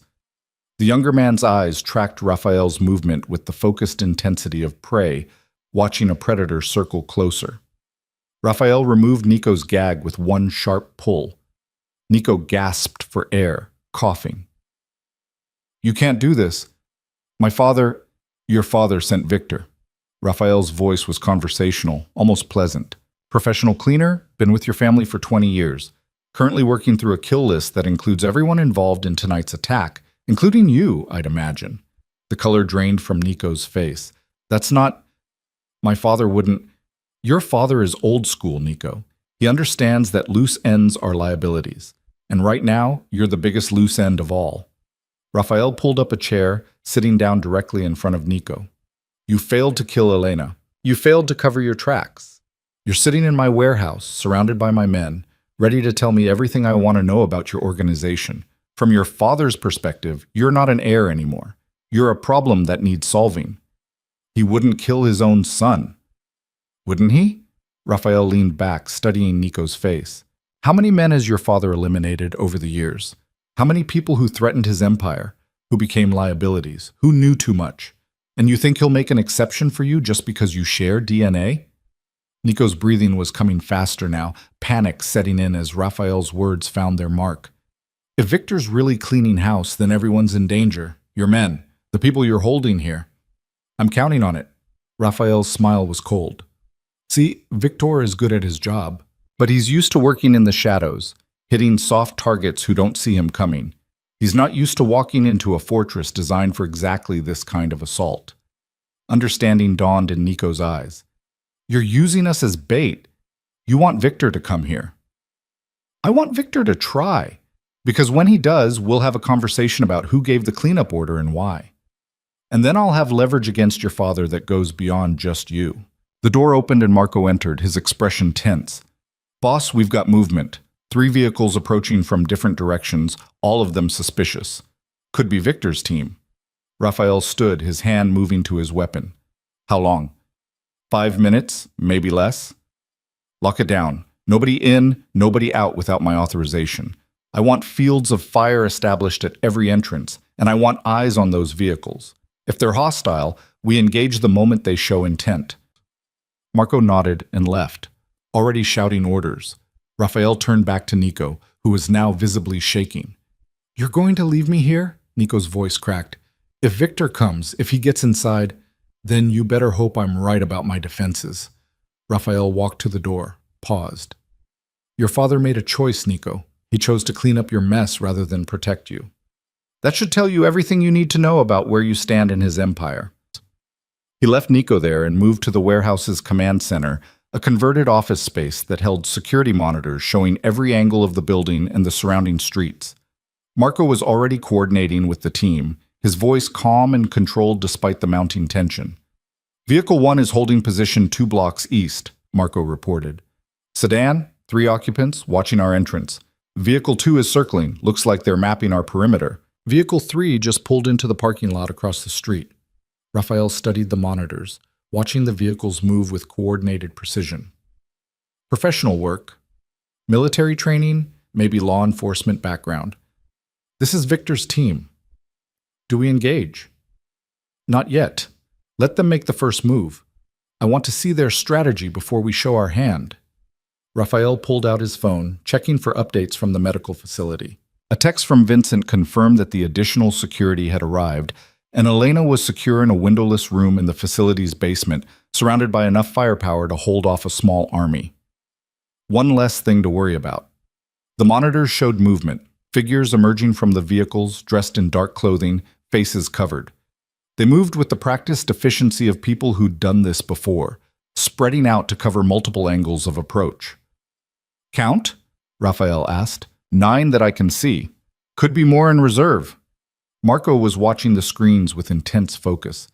They're setting up for a coordinated breach, probably planning to hit multiple entrances simultaneously, overwhelm our defenses with numbers and speed. They don't know how many men we have inside. They're about to find out. Marco's hand moved to his radio. "All teams, we have confirmed hostiles preparing to breach. Weapons free, on my mark. Targets are wearing tactical gear and face coverings. Anyone matching that description who crosses the threshold is hostile. Engage with extreme prejudice." Raphael felt the familiar calm settle over him. The same mental state he entered before any major operation. Emotion was locked away, replaced by cold calculation and tactical awareness. "I want at least one of them alive for questioning, preferably Victor himself, if we can identify him. I'll pass the word." The monitor showed the assault team moving into position. They were good, disciplined, coordinated, clearly experienced, but they were walking into a kill box designed by people who understood urban warfare at a level most military units never achieved. 3, 2, 1, Marco counted down, watching the screens. Breach. The assault came from 4 directions simultaneously. Shape charges blew the locks on the main entrance and the loading bay, while 2 teams repelled from the roof through skylights that Raphael had deliberately left as apparent weak points. It was textbook urban assault, executed with professional precision. It was also exactly what Raphael had expected. The moment the charges detonated, Raphael's defenders opened fire. The warehouse erupted in controlled chaos. Muzzle flashes, the crack of rifles, the distinctive sound of shotguns at close range. The assault team had surprise and coordination, but Raphael's men had position and preparation. The team that breached the main entrance walked directly into a crossfire, caught between defenders positioned on elevated catwalks. 2 went down immediately, bodies crumpling as rounds found their targets. The survivors tried to fall back, but the entrance they'd blown open now offered no cover, no protection. The loading bay team fared better initially, using the vehicles stored there for cover as they exchanged fire with Raphael's men. But they were still trapped in a confined space with limited mobility and defenders who knew every angle, every sightline. The roof teams made it inside but found themselves in the exposed center of the warehouse floor, illuminated by overhead lights with nowhere to hide. One of Raphael's men hit the lights, plunging the warehouse into darkness, except for emergency lighting that had been specifically positioned to advantage the defenders. The assault team had night vision. Raphael could see the telltale green glow on the monitors, but night vision created its own blind spots, its own vulnerabilities. And Raphael's men had spent hours training in this exact space, learning to move in the dark, learning where every obstacle and advantage lay. The firefight lasted less than 3 minutes. When it was over, 7 members of the assault team were down. 5 dead, 2 wounded and disarmed. One had escaped back through the loading bay, and the final one, who'd been coordinating from Vehicle 3, drove off the moment it became clear the assault had failed. Marco was already moving, coordinating the cleanup. Secure the wounded, get medical attention, but keep them restrained. Collect all weapons and equipment. I want everything cataloged. And someone get me an ID on these people. Raphael walked onto the warehouse floor, stepping carefully around bodies and spent brass casings. The 2 wounded assailants had been zip-tied and were being attended to by one of Raphael's men who had EMT training. Both were young, maybe mid-20s, with the kind of hard eyes that came from seeing too much violence too early. "Which one of you is Victor?" Raphael asked, his voice carrying across the space. Neither answered. Raphael nodded to Marco, who pulled out a knife and held it casually, letting the overhead lights catch the blade. "My associate asked you a question. It would be wise to answer." One of the wounded men, dark hair, sharp features, a through-and-through gunshot wound in his shoulder, spat blood and glared up at Raphael. "Victor's not here. You think he'd risk himself on the initial assault? He's too smart for that." "Then who are you?" "Contractors. Hired help. We don't know who we're working for, don't know why we're here. Just got paid to hit this location and extract a target." "Bullshit." Raphael crouched down, bringing himself eye level with the wounded man.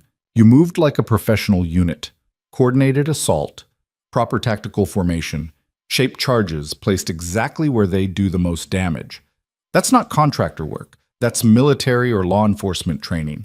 So I'll ask again, who are you working for?" The man's eyes flickered with something, fear maybe, or calculation. "If I tell you, I'm dead. Victor doesn't tolerate loose ends. You're dead anyway if you don't tell me. The only question is whether you die fast or slow, easy or hard." Raphael stood, nodding to Marco. "Make him understand his options." Marco moved forward with the knife, and the wounded man's resolve cracked. Wait. Okay. We're former military contractors. We all worked together in Syria and Afghanistan. Victor recruited us 6 months ago, said the Caruso family needed a special operations team for sensitive work. Tonight was supposed to be a cleanup job. Hit this location, eliminate the targets inside, make it look like a gang shooting. "What targets specifically?" 3 men named Antonio, Frank, and Sal. Also anyone else in the building who might have been at some charity event tonight. Victor said no witnesses, no exceptions. Raphael felt cold understanding settle in his chest. Salvatore Caruso wasn't just cleaning up loose ends, he was erasing the entire operation. Anyone who could connect the family to the poisoning was being systematically eliminated. "Where's Victor now?" The wounded man hesitated, weighing his loyalty against his survival instinct. Survival won. "He has a secondary team hitting another location, some medical facility in Tribeca. That's where the primary target is. The woman who got poisoned." "Elena." Raphael's phone was out before the man finished speaking, dialing Vincent. It rang once, twice, 3 times. On the 4th ring, Vincent answered, and Raphael could hear gunfire in the background. "We're under assault," Vincent shouted over the noise. "Professional team, maybe 6 shooters trying to breach the south entrance. We're holding them, but they're persistent. Where's Elena?" "Still secure in the basement. Dr. Reeves is with her, along with 3 guards. The attackers haven't made it past the ground floor yet." "Keep it that way.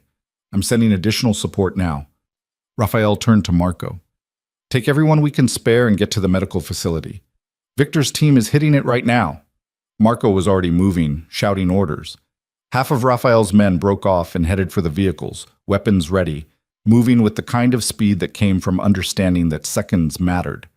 Raphael turned his attention back to the wounded contractor. "How many people on Victor's team?" 6 shooters for the medical facility, plus Victor himself for Overwatch. He's good, former Spetsnaz. Did wet work for the Russian mob before the Carusos recruited him. He won't stop until the target's dead, or he is. "Then I better make sure it's him." Raphael straightened, addressing the room. "I want this place locked down. Nobody in, nobody out. The wounded get medical attention and then they get questioned. I want every detail about Victor, his methods, his backup plans. And someone bring Nico Caruso here. It's time he understood exactly what his father thinks of him." Nico was dragged into the main warehouse space, still bound to his chair. His eyes went wide when he saw the bodies, the blood, the evidence of the firefight that had just concluded. Your father sent them, Raphael said without preamble. Professional military contractors led by a former Spetsnaz operative named Victor. Their orders were to kill everyone in this building who could connect the Caruso family to tonight's poisoning. That included the 3 lieutenants you worked with. It also included you. No. Nico was shaking his head frantically. No, my father wouldn't. There has to be a mistake. There's no mistake. Your father decided you were more of a liability than an asset. He sent Victor to clean up your mess, and that meant cleaning up you. Raphael pulled out his phone, opening the recording app. Now you have a choice, Nico. You can go down with your father's sinking ship, or you can help me make sure the right people pay for what happened tonight. What do you want? Everything. Every Caruso operation, every asset, every piece of leverage your family has built over the last 20 years. You're going to give me everything I need to dismantle your father's empire piece by piece. And in exchange, I'll make sure you live long enough to see him realize what his decision tonight cost him. Nico's resistance crumbled. Over the next 20 minutes, he talked. He gave Raphael access codes to encrypted files, locations of hidden assets, names of corrupted officials who were on the Caruso payroll. He outlined his father's entire operation with the desperate thoroughness of someone who knew cooperation was his only chance at survival. Raphael recorded it all, knowing that this information would give him leverage not just over the Caruso family, but over a dozen other organizations that did business with them. Nico wasn't just betraying his father, he was reshaping the entire power structure of New York's criminal underworld. Raphael's phone rang, Marco calling from the medical facility. Status, Raphael answered immediately. Victor's team is down. 3 dead, 2 in custody, 1 escaped. The escapee was wounded, won't get far. Victor himself wasn't among them. Best guess is he's falling back to regroup. Casualties on our side? 2 wounded, non-critical. Dr. Reeves and Elena are secure. The facility's holding. Relief flooded through Raphael, so intense it was almost painful. I'm coming there now. Maintain security protocols until I arrive. He ended the call and looked at Nico. You're coming with me. You're going to look Elena Marlowe in the eye and explain exactly why you tried to kill her and our child. And then you're going to help me make sure your father understands the consequences of his actions. They loaded Nico into the SUV, still bound but now gagged again to prevent any attempt at drawing attention during transport. Vincent drove with controlled aggression, weaving through early morning traffic that was just beginning to build as the city woke up. The medical facility looked like a war zone. Bullet holes pockmarked the south entrance. Windows were shattered, and security personnel moved with the heightened awareness of people who just survived combat. But the perimeter was secure, and Vincent's reinforcements had established defensive positions that would make any further assault attempt suicide.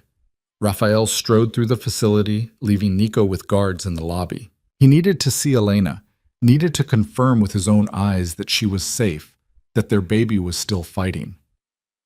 Dr. Reeves met him outside the basement security room. She looked exhausted, her scrub stained with someone's blood, hopefully not Elena's. She's okay, Reeves said before Raphael could ask. Shaken up, scared, but physically okay. The baby's heartbeat remained stable throughout the attack.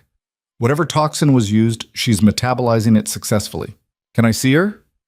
She's been asking for you since the shooting started. The security room was small, windowless, and reinforced with enough steel and concrete to withstand anything short of a direct missile strike. Elena sat on a cot in the corner, wrapped in blankets, her face pale, but her eyes sharp and aware. The moment she saw Raphael, she stood up, and he crossed the distance between them in 3 strides. He pulled her into his arms, feeling her shake against him, feeling the realness of her, the proof that she'd survived. I'm okay, she whispered against his chest. We're both okay. Raphael held her tighter, his hand moving to her abdomen, feeling for any sign of their child. I'm so sorry. I should have anticipated this, should have had better security. Raphael, stop! Elena pulled back enough to look up at him. You couldn't have known they'd send a professional kill team. You got here in time. We're safe. For now. Victor's still out there, and as long as he is, you're in danger. Then find him. Elena's voice was steady, determined. Find him and everyone else involved. Make sure they can never do this again. Raphael cupped her face in his hands, studying her eyes. The fear was there, but so was something else, a hardness that hadn't been there before. Tonight had changed her, had burned away whatever innocence remained and replaced it with the cold understanding that came from being targeted, hunted, marked for death. She was becoming what she needed to be to survive in his world. And Raphael wasn't sure if that made him proud or heartbroken. "I have Nico Caruso upstairs," he said quietly. "He's ready to give us everything we need to destroy his father's organization. But before we proceed, I need to know, do you want to face him? Do you want to hear why he did this?" Elena's expression went cold. "Yes. I want to look him in the eye when he explains why he tried to kill our baby." Raphael led her upstairs, his hand never leaving the small of her back. The guards brought Nico into a conference room, forcing him into a chair. When the gag was removed, he immediately started babbling. "I'm sorry. I'm so sorry. I didn't know about the baby. I swear I didn't know." "Quiet." Elena's voice cut through Nico's panic like a scalpel. She walked to stand directly in front of him, and Raphael saw Nico flinch at whatever he saw in her eyes. "You poisoned me," Elena said, her voice absolutely level. "You paid Vivian Sterling to identify me. You coordinated with a pharmaceutical consultant to create a toxin. You arranged for a waiter to serve it to me specifically. And you did all of this to send a message to Raphael, to prove that you could reach his family, to demonstrate power." "I thought it would just make you sick," Nico said desperately. "I don't care what you thought." Elena's hand moved to her abdomen, protective and possessive. "You tried to kill my child. You tried to kill me. And then when it failed, your father sent a team to finish the job. So now I want you to tell me everything. I want every name, every detail, every person who helped you. And I want it on record so that when this goes to trial, when your entire organization falls apart, everyone knows exactly who's responsible." Nico looked at Raphael, as if hoping for rescue. Raphael's expression was stone. "Answer her questions, all of them. And Nico, if you lie even once, if you try to protect anyone involved in this, I'll make sure Victor's team looks merciful compared to what I do to you."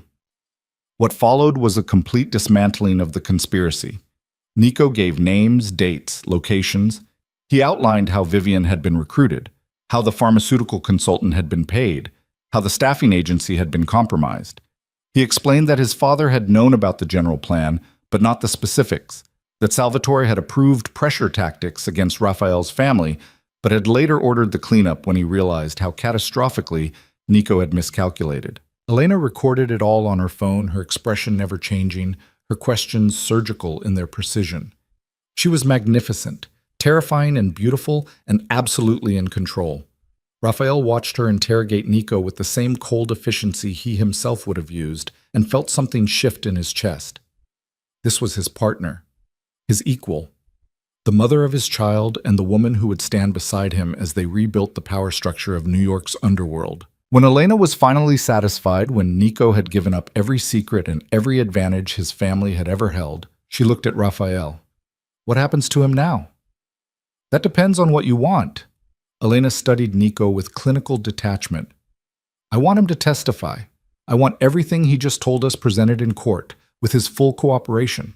I want the Caruso family destroyed completely, legally, in a way that ensures they can never rebuild." "That means he lives," Raphael said. "Protected custody, witness protection eventually, but he lives." "I know." Elena's smile was cold. "I want him to live knowing that he destroyed his own family. I want him to spend the rest of his life understanding that his father was willing to kill him to cover up his mistakes. That's a worse punishment than death." Raphael nodded slowly, recognizing the justice in her reasoning. Death was final, clean, but living with betrayal, with the knowledge that you'd been deemed expendable by the people who were supposed to protect you, that was a different kind of torture. "Then we do it your way." Raphael turned to Marco. "Arrange protective custody. Federal prosecutors will want to talk to him, and he'll cooperate fully. In exchange, he gets to live." Marco nodded and began making calls. Raphael guided Elena back toward the basement, away from Nico and the cleanup that was still ongoing. "How are you really feeling?" he asked when they were alone in the stairwell. "Angry, scared, determined." Elena leaned against the wall, one hand on her abdomen. "Our baby's fighting, Raphael. I can feel it. This tiny person who won't give up, who survived poison and stress and everything thrown at them. We have to be as strong as they are. We will be. Raphael pulled her close again, pressing his lips to her forehead. I'm going to find Victor. I'm going to find everyone involved in this. And I'm going to make sure you and our baby are never in danger again. I believe you. They stood there in the stairwell, two people who'd chosen each other despite every rational reason not to, who'd created a life together in the middle of violence and chaos, who were now bound by something stronger than love, the absolute determination to protect their family at any cost. Upstairs, Nico Caruso was being processed into protective custody, his testimony already being transcribed and verified. Across the city, Marco's teams were moving on Caruso assets, seizing properties, turning allies, dismantling an empire that had taken decades to build. And somewhere in the shadows, Victor was planning his next move, unaware that he'd already lost, that Elena Marlowe had survived his best attempt, and that Rafael Moretti was coming for him with the kind of focused vengeance that would make the name Victor synonymous with failure in the circles where such things mattered. The war had just begun. But standing in that stairwell with Elena in his arms and their baby fighting for survival between them, Rafael knew with absolute certainty how it would end. The sun was rising over Manhattan when Rafael's phone rang with the call he'd been waiting for. Marco's voice came through, crisp and controlled despite the exhaustion Rafael could hear beneath it. We found Victor's safe house in Queens. Abandoned, but he left in a hurry. Found traces of blood, matches the DNA from the wounded contractor who escaped the medical facility. Victor's getting sloppy. Or desperate. Rafael was standing at the window of the medical facility's conference room, watching dawn paint the city in shades of amber and gold. Behind him, Elena was finally sleeping, curled on a couch with blankets tucked around her, and Dr. Reeves monitoring her vitals every 15 minutes. What else? Laptop, partially wiped, but our tech guys think they can recover data. Also found communications with someone using the handle Patriarch. Pretty obvious code for Salvatore Caruso. Looks like Victor's been reporting directly to the old man, not through Nico. Rafael absorbed this information, fitting it into the larger picture forming in his mind. Salvatore never trusted his son to handle this properly. He was running Victor as a backup plan from the beginning. That's my read, which means Salvatore knew exactly what Nico was planning and let it happen anyway. Wanted to see if his son could pull it off, and when Nico failed, activated the cleanup protocol. Rafael's hand tightened on the phone. Where's Salvatore now? Still at his Connecticut estate. We've had eyes on it since this started. No movement, no indication he's planning to run. Either he thinks he's untouchable, or he's preparing for a siege. Let him prepare. Rafael turned away from the window, his reflection ghosting across the glass. A man who looked calm, controlled, but whose eyes held the promise of absolute destruction. I want every piece of evidence we've gathered compiled and delivered to the federal prosecutors. Nico's testimony, Victor's communications, the contractor's statements, everything. I want Salvatore Caruso arrested on federal charges before the end of the day. Boss, if we go the legal route, it could take months to build a case that sticks. Guy like Salvatore, he's got lawyers who can tie this up for years. I'm not interested in months or years, Marco. I'm interested in sending a message. Rafael's voice went cold. Salvatore Caruso tried to kill my family. He sent a professional killer after Elena while she was carrying my child. He orchestrated a conspiracy that nearly cost me everything that matters. The legal system can have what's left of him after I'm done. There was a pause on the other end of the line. What do you need from me? Coordinate with the federal prosecutors. Give them everything they need to make arrests. Then I want you to reach out to every family, every organization, every player in New York's underworld who's ever done business with the Carusos. Let them know that Salvatore's empire is falling, that his protection is gone, that anyone who stands with him now is choosing the losing side. They'll turn on him like sharks smelling blood. That's the idea. Rafael checked his watch. 6:47 a.m. In less than 12 hours, the entire power structure of the city would shift. And Marco? I want a meeting with Salvatore. Face to face, just the two of us. Can you arrange it? He'll never agree to that. He has to know you're coming for him. He'll agree when he understands what the alternative is. Tell him I have his son's complete testimony on record. Tell him I have evidence linking him directly to the poisoning attempt. Tell him I'm offering him one chance to end this without his entire family being destroyed." Raphael's smile was cold. "He's old school, Marco. He'll want to negotiate, try to find an angle. He'll take the meeting. And when he does, then Salvatore Caruso and I are going to have a conversation about consequences." Raphael ended the call and returned to the couch where Elena slept. Dr. Reeves looked up from checking the monitors, her expression cautiously optimistic. "Her vitals are stabilizing," Reeves said quietly. "Blood pressure's back to normal. Fetal heart rate is strong. Whatever toxin was used, her body's clearing it efficiently. I think she's going to be okay." "And the baby?" "Too early to know for certain, but all indicators are positive. The cramping has stopped, no signs of premature labor. Placenta looks healthy on ultrasound. We'll need to monitor closely for the next few weeks, but right now, I'm cautiously optimistic." Raphael felt something tight in his chest loosen fractionally. They'd survived. Elena and their baby had survived, and now he could focus entirely on making sure the people responsible understood exactly what that survival had cost them. Elena stirred, her eyes opening slowly. When she saw Raphael, she smiled, tired and fragile, but genuine. "What time is it?" "Almost 7. You should sleep more." "I've been sleeping for hours." She pushed herself upright, one hand automatically moving to her abdomen. "Have you slept at all?" "I'll sleep when this is finished." Elena studied his face with the kind of knowing attention that came from months of learning to read his moods, his tells, the small signs that indicated what he was planning.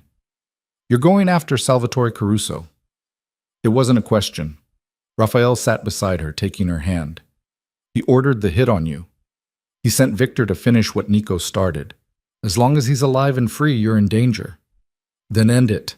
Elena's voice was steady, certain. "Do whatever you need to do to make sure our baby is safe.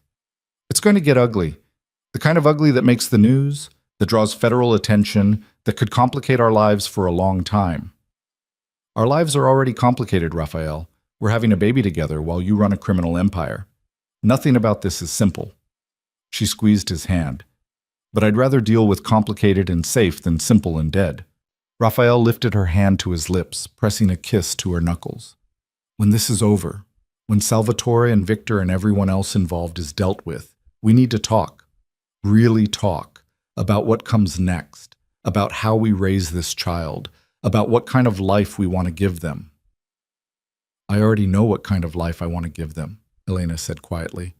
"One where they're protected, loved, and taught that family is everything. One where they understand that their father is dangerous but honorable, that he keeps his word and protects what's his. One where they grow up knowing they're wanted, even if they weren't planned." "You make it sound almost normal." "Nothing about us is normal, but that doesn't mean it can't be good." Elena leaned against his shoulder, and Raphael wrapped his arm around her, holding her close. "How long until you have to leave?" "Few hours." Marco's arranging the meeting with Salvatore, coordinating with federal prosecutors, making sure all the pieces are in place. "Then stay with me until you have to go. Just stay." So Raphael stayed, holding Elena while she drifted back to sleep, watching the monitors that showed their baby's heartbeat, steady and strong and fighting. He thought about the life they were creating, about the impossible balancing act of raising a child in a world built on violence and power. But he also thought about Elena's strength, about the way she'd faced down Nico without flinching, about her absolute determination to protect their baby. She was right. Nothing about their life was normal. But together, maybe they could build something good anyway. His phone buzzed with a text from Marco. Meeting arranged. Salvatore agreed to meet at neutral location, his lawyer's office in Midtown, 2 p.m. He's bringing 2 bodyguards. You can bring 2 as well. Federal agents will be standing by to make arrests once the meeting concludes. Raphael texted back a confirmation, then made a second call. This one to his own lawyer, a sharp-eyed woman named Catherine Mills, who specialized in navigating the gray areas between legal and illegal, between business and crime. "I need you at a meeting this afternoon," Raphael said when she answered. "Salvatore Caruso and his legal team. I'm going to offer him a deal, and I need you to make sure the paperwork is airtight." "What kind of deal?" Catherine's voice was professionally skeptical. She'd been Raphael's lawyer for 6 years and had learned to be suspicious of any arrangement that sounded too good to be true. Salvatore provides a full confession to federal prosecutors, implicating everyone in his organization who was involved in the poisoning attempt. He pleads guilty to all charges, accepts whatever sentence the court hands down. In exchange, I don't dismantle his legitimate business holdings, and his family gets to keep their wealth and status. He'll never agree to that. You're asking him to destroy his own empire. His empire is already destroyed. I have his son's testimony, his cleaner's communications, and enough evidence to put him away for the rest of his life. The only question is whether he takes everyone down with him or protects what's left of his family. Raphael's voice went cold. And Catherine, if he doesn't take the deal, I want you to file civil suits against every Caruso asset, every business, every property. I want them buried in legal action until there's nothing left but bankruptcy and ruin. Understood. I'll have the paperwork ready by 2. The hours between dawn and the meeting passed in a strange, suspended tension. Elena woke again around noon, stronger now, and insisted on eating something despite the nausea that still lingered. Dr. Reeves ran another ultrasound, confirming that the baby was stable, that Elena's body was healing. You're going to need bed rest for at least a week, Reeves said, studying the monitor. No stress, no excitement, nothing that could trigger complications. I know that's asking a lot given the circumstances, but for the baby's sake, I'll make sure she follows your instructions, Raphael promised. He looked at Elena. Which means you're staying here, under guard, until I get back from this meeting. Elena started to protest, then seemed to recognize the futility of arguing. Fine, but Raphael, come back to me. Come back to us. Always. At 1:30 p.m., Raphael left the medical facility with Vincent and Marco flanking him.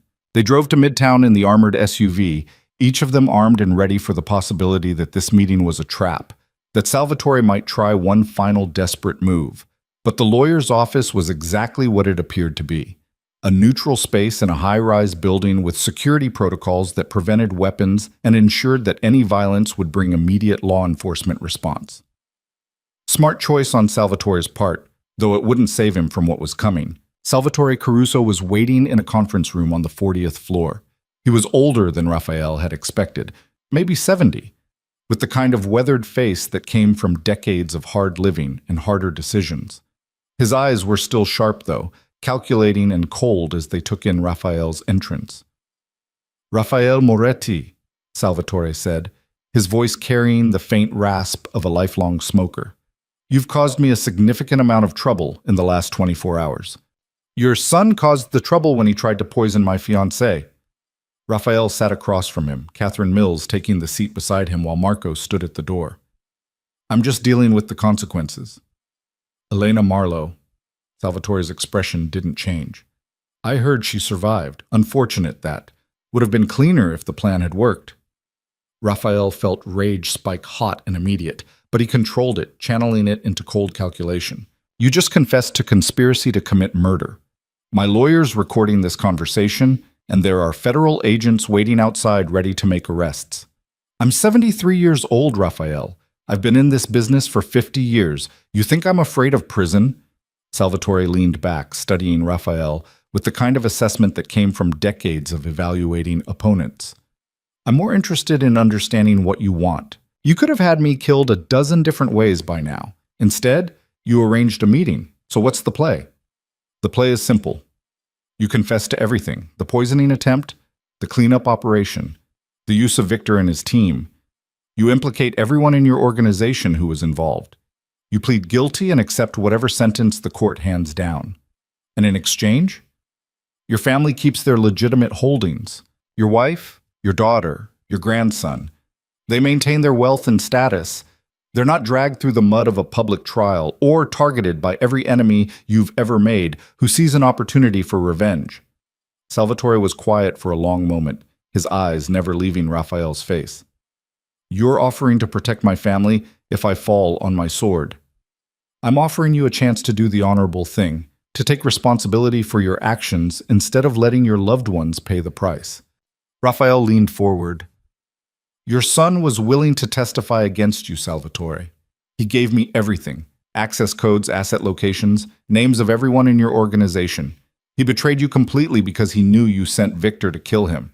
So the question is, are you going to be less honorable than Nico? Something flickered across Salvatore's face. Pain, maybe, or recognition. Nico always was weak. I should have seen it sooner, should have prepared better succession plans. Nico was desperate and stupid, but you're the one who ordered his death when he failed. You're the one who decided cleanup was more important than family. Raphael's voice went hard. So don't talk to me about weakness when you were willing to murder your own son to cover your mistakes. It wasn't personal, it was business. Everything is personal when it involves family. Raphael pulled out his phone, opening the recording of Nico's confession. Listen to this. Listen to your son explain how he tried to kill Elena because he thought it would make him worthy of your respect. Listen to him break down when he realizes you sent assassins to eliminate him. Raphael played the recording, and Salvatore's expression went carefully blank as he listened to Nico's voice explaining the conspiracy, admitting his failures, begging for protection from his own father's cleanup team. When it finished, the conference room was silent, except for the ambient noise of the city 40 floors below. You've made your point, Salvatore said finally. What guarantee do I have that you'll honor this deal? You have my word. And unlike your son, unlike Victor, unlike everyone in your organization who failed you, when I give my word, I keep it.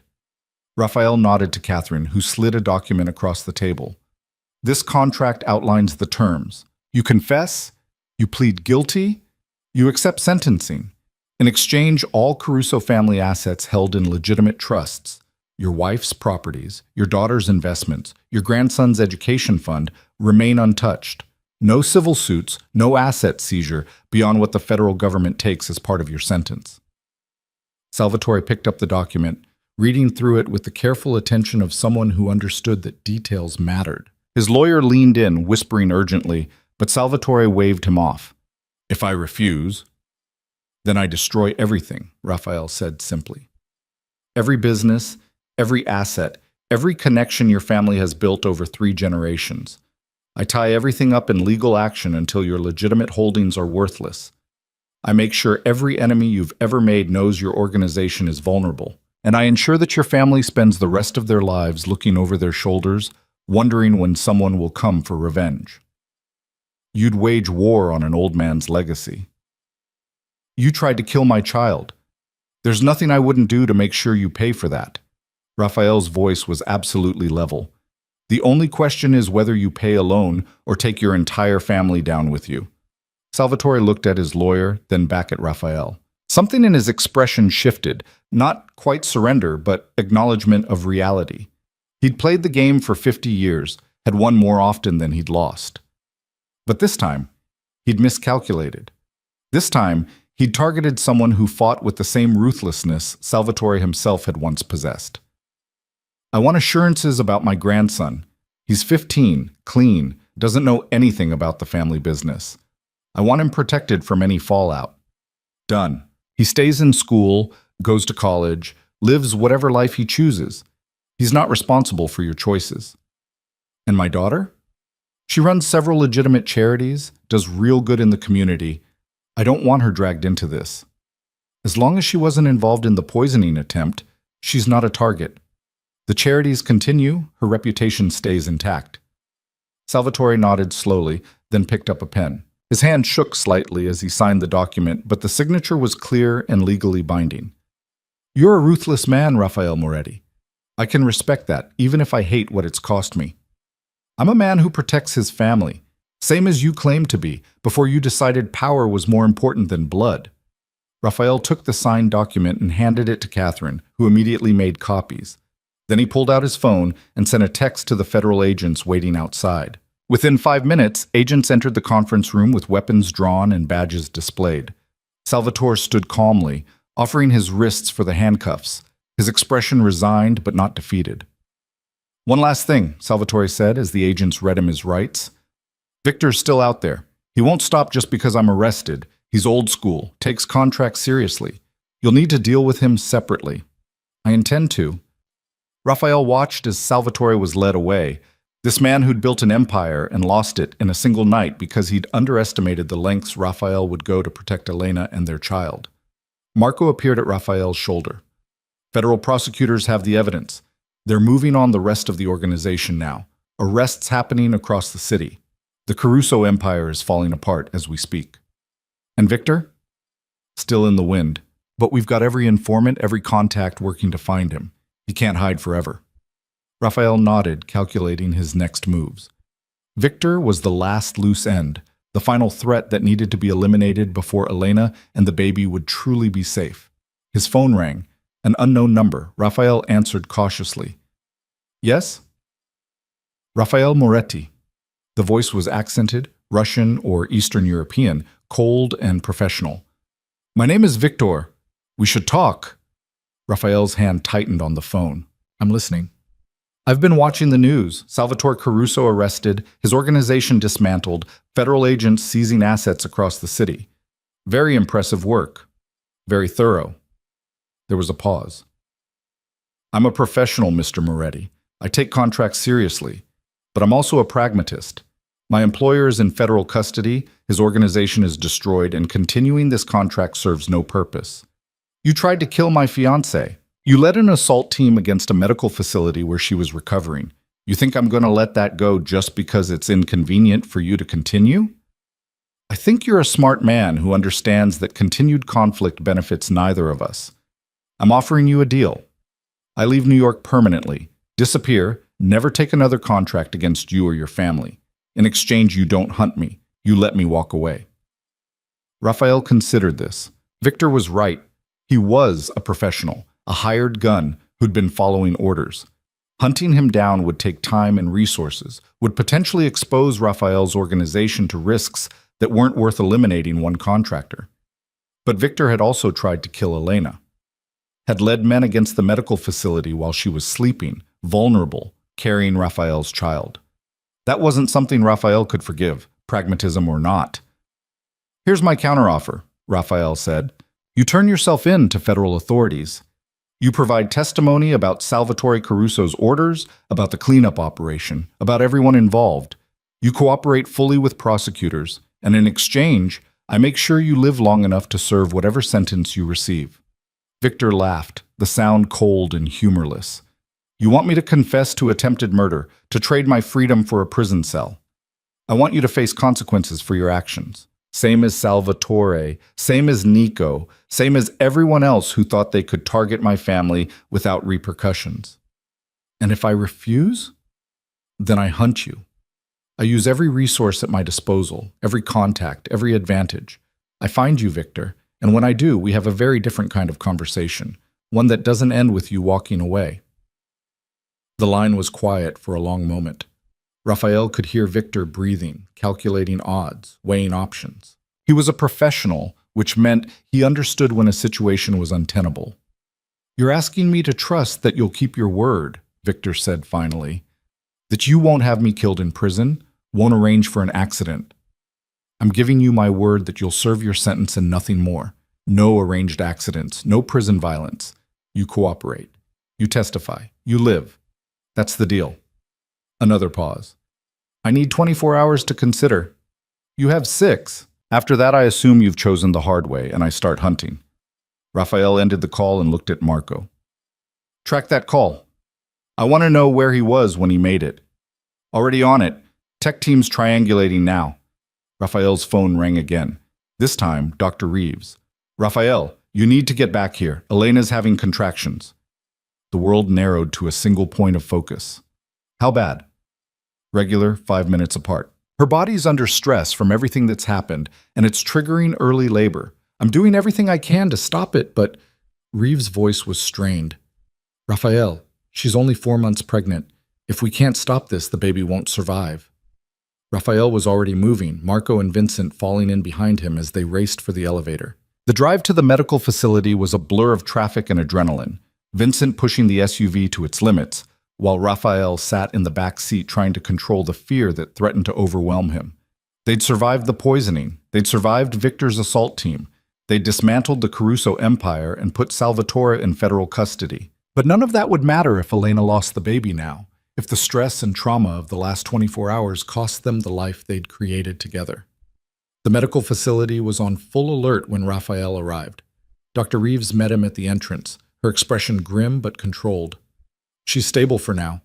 The contractions have slowed with medication, but her body's on the edge.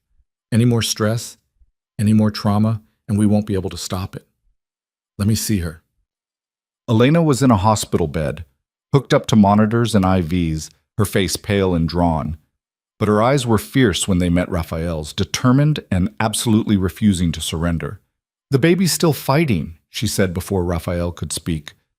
"Dr. Reeves says we have a chance if we can keep the contraction stopped for the next few hours. Let my body stabilize." Raphael took her hand, threading his fingers through hers. "Then that's what we do, whatever it takes. Did you get Salvatore?" "In federal custody. Signed a full confession implicating everyone involved. The Caruso organization is finished." "And Victor?" "Called me. Wants to negotiate a deal. I gave him 6 hours to turn himself in or I start hunting him." Raphael pressed her hand to his lips. "But right now, none of that matters. The only thing that matters is you and our baby." Elena's hand tightened on his. "Raphael, if something happens, if I can't hold on, don't." Raphael's voice was rough. "Don't say it. You're going to be fine. The baby's going to be fine. We've survived everything else. We'll survive this too." The next 6 hours were the longest of Raphael's life. He sat beside Elena's bed, holding her hand, watching the monitors that tracked contractions and fetal heartbeat and a dozen other metrics that Dr. Reeves monitored with intense focus. The contractions came and went, never quite stopping, but never quite progressing either. Elena's body caught in a liminal space between crisis and recovery. Raphael made calls to Marco, coordinating the ongoing dismantlement of the Caruso empire, to Catherine, ensuring all the legal documentation was properly filed, to his own organization, making sure operations continued smoothly despite his absence. But his attention never fully left Elena, never stopped tracking her breathing, her vitals, the small signs that indicated whether she was winning this fight or losing it. At hour 4, Victor called again. "I'm at the Federal Building in Lower Manhattan. I'm turning myself in, as you requested. I expect you to keep your word about my safety." "You'll be safe," Raphael confirmed. "Cooperate fully, and you'll live to serve your sentence." "I'm a man of my word, Mr. Moretti. I hope you are as well." The call ended, and Raphael felt one more piece of the puzzle click into place. Victor was neutralized. Salvatore was in custody. Nico was in protective custody preparing to testify, and the entire Caruso organization was falling apart under the combined weight of federal prosecution and Raphael's strategic dismantlement. The only thing left was for Elena and the baby to survive. At hour 6, the contractions finally stopped. Dr. Reeves ran another ultrasound, her expression shifting from concern to cautious relief. "The baby's heartbeat is stabilizing, no signs of distress. I think we're out of immediate danger." Elena sagged against the pillows, exhaustion and relief washing over her in equal measure. "We made it." "You made it," Raphael corrected, his hand still holding hers. "You fought for our baby when your body was trying to give up. You're stronger than I ever imagined." "I had good motivation." "Yipa." Elena managed a tired smile. "Someone once told me that family is everything, that protecting the people you love is worth any cost. I'm starting to understand what that means." Over the next 3 days, Elena's condition continued to improve. The toxin cleared completely from her system, the contractions didn't return, and the baby's heartbeat remained strong and steady. Dr. Reeves finally cleared her to leave the medical facility, though with strict instructions for bed rest and reduced stress. "I know that's asking the impossible given your circumstances," Reeves said as she signed the discharge papers, "but for the baby's sake, try to keep things as calm as possible for the next few weeks." Raphael arranged for Elena to stay at his penthouse in Tribeca, the most secure location he owned, with guards stationed at every entrance and enough security measures to make Fort Knox jealous. He took a leave from his usual operations, delegating to Marco and his other lieutenants while he focused entirely on Elena and their baby. The city moved on around them. Salvatore Caruso's trial began, with Nico testifying against his own father in proceedings that dominated the news cycle for weeks. Victor provided corroborating testimony. detailing the cleanup operation in Salvatore's direct orders. The federal case was airtight, ironclad, the kind of prosecution that ended with life sentences and the complete destruction of everything the Caruso family had built. Vivian Sterling, the event coordinator, and the 3 Caruso lieutenants all took plea deals in exchange for testimony. The pharmaceutical consultant, Dr. Kemp, was found in a hotel in Atlantic City and arrested without incident. Every person involved in the poisoning attempt faced consequences, their lives upended by the decision to target Rafael's family. And through it all, Elena rested and healed and grew stronger. Her abdomen began to show the unmistakable curve of pregnancy, their baby growing despite everything that had tried to stop it. Rafael found himself obsessed with that curve, with the physical proof that they'd survived, that the life they'd created was thriving. 8 weeks after the charity gala, Dr. Reeves performed another ultrasound. Fetal development is right on track, she announced, smiling for the first time since the crisis began. Strong heartbeat, good growth, no signs of lasting damage from the toxin exposure. I'd say we're officially out of the danger zone. Elena cried when she heard the news, tears of relief and joy streaming down her face. Rafael held her while she sobbed, his own eyes suspiciously wet, his hand resting on her abdomen where their baby, their daughter, the ultrasound had revealed, was safe and growing. "We need to name her," Elena said when she could speak again. "She fought so hard to survive. She deserves a name that honors that." "What about Vera?" Rafael suggested. "It means faith, truth. Seemed appropriate for someone who proved that truth and faith can survive even when everything else falls apart." "Vera Moretti." Elena tested the name, smiling. "I love it. It's perfect." The trial concluded 3 months after the poisoning attempt. Salvatore Caruso was sentenced to life in prison without possibility of parole. Nico received a lighter sentence in exchange for his cooperation, 15 years, with parole possible after 10. Victor got 25 years. The others received varying sentences based on their level of involvement and cooperation. The Caruso empire was officially dismantled, its assets seized, its operations absorbed by other organizations, or shut down entirely. The power vacuum created opportunities that Rafael was uniquely positioned to exploit, expanding his own influence while maintaining the legitimacy that had always separated him from pure criminals like Salvatore. But more than empire building, more than power consolidation, Rafael focused on preparing for Vera's arrival. He converted one of the penthouse bedrooms into a nursery, working with Elena to choose colors and furniture and all the small details that transformed a room into a sanctuary. He attended every doctor's appointment, every ultrasound, learning everything he could about pregnancy and childbirth and infant care. And he made plans, long-term plans about how to raise a daughter in his world, how to protect her without suffocating her, how to give her the kind of life that balanced safety with freedom. Elena grew throughout the pregnancy, her body changing to accommodate their daughter. She was magnificent, fierce and protective, and absolutely uncompromising about what she would and wouldn't accept for their child. She insisted that Vera would attend normal schools, have normal friends, live as normal a life as possible, despite Rafael's empire. "I won't let her grow up isolated," Elena said during one discussion about security protocols. "I won't let her be so protected that she's never able to trust anyone, never able to have real relationships." "Then we'll find a balance," Rafael promised. "Security that's present but not suffocating. Protection that allows her to live, not just survive." They were still negotiating those details when Elena went into labor on a cold January morning, 6 months after the charity gala that had nearly ended everything. The contractions started around 4 a.m., and by sunrise they were at the private medical facility where Dr. Reeves and her team were waiting.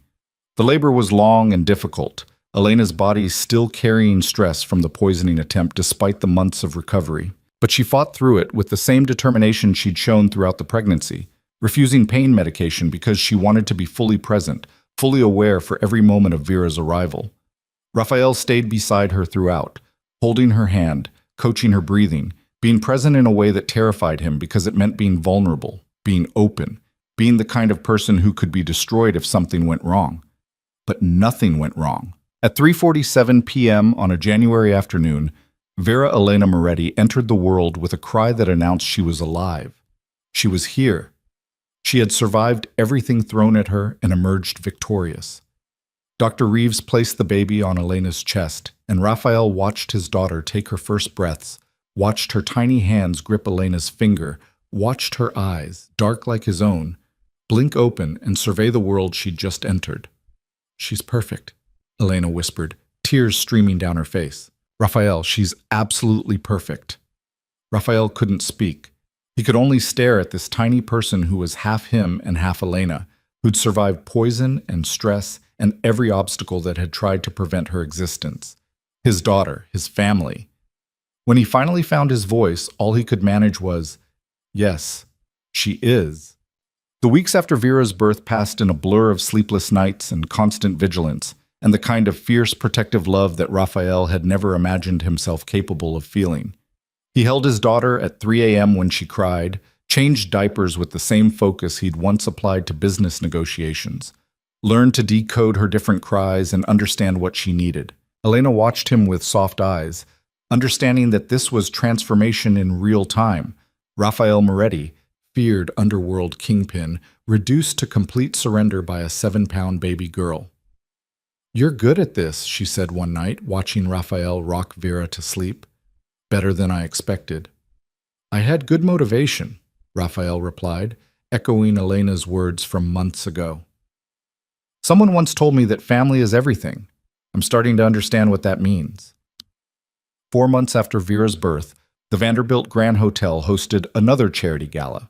This one was for pediatric cancer research, the same cause that had been supported by the gala where Elena was poisoned. But this time, the event had different meaning. Raphael and Elena arrived together, Vera sleeping peacefully in a designer baby carrier against Elena's chest. They were making a statement that they'd survived, that they were stronger than ever, that the attack had failed completely. The guests stared as they entered.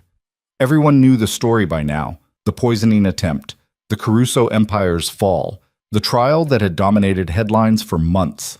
They knew that Raphael Moretti had dismantled one of New York's most powerful crime families in retaliation for an attack on his family. And they understood, watching him move through the ballroom, with Elena at his side and their daughter sleeping peacefully against her chest, that Raphael Moretti was no longer just a powerful crime lord. He was a father, a family man, someone who would quite literally burn the world down to protect the people he loved.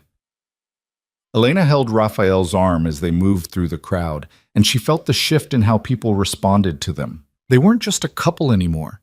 They were a unit, a family, something that commanded respect and fear in equal measure. "How does it feel?"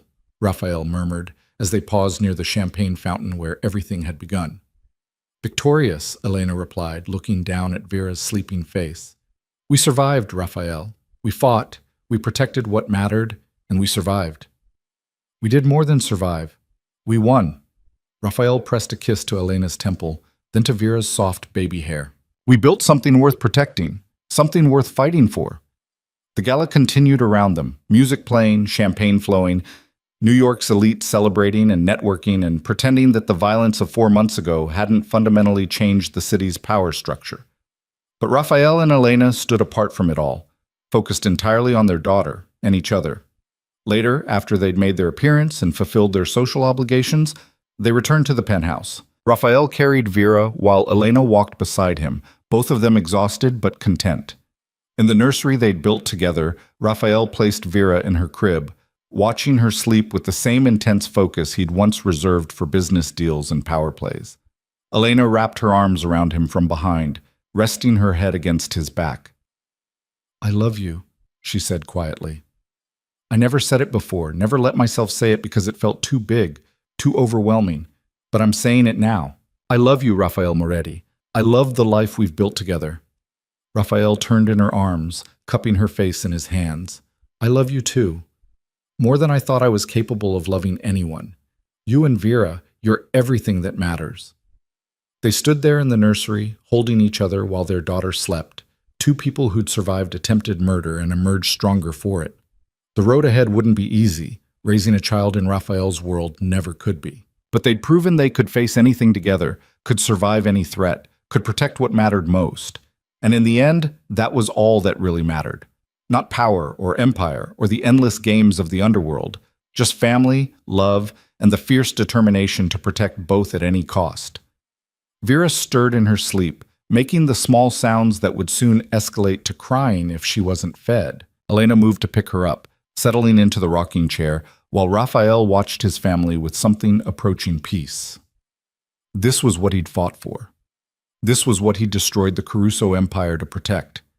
And looking at Elena and Vera, safe and healthy in his, Raphael knew with absolute certainty that he'd do it all again without hesitation. Because family truly was everything, and Raphael Moretti protected what was his, always.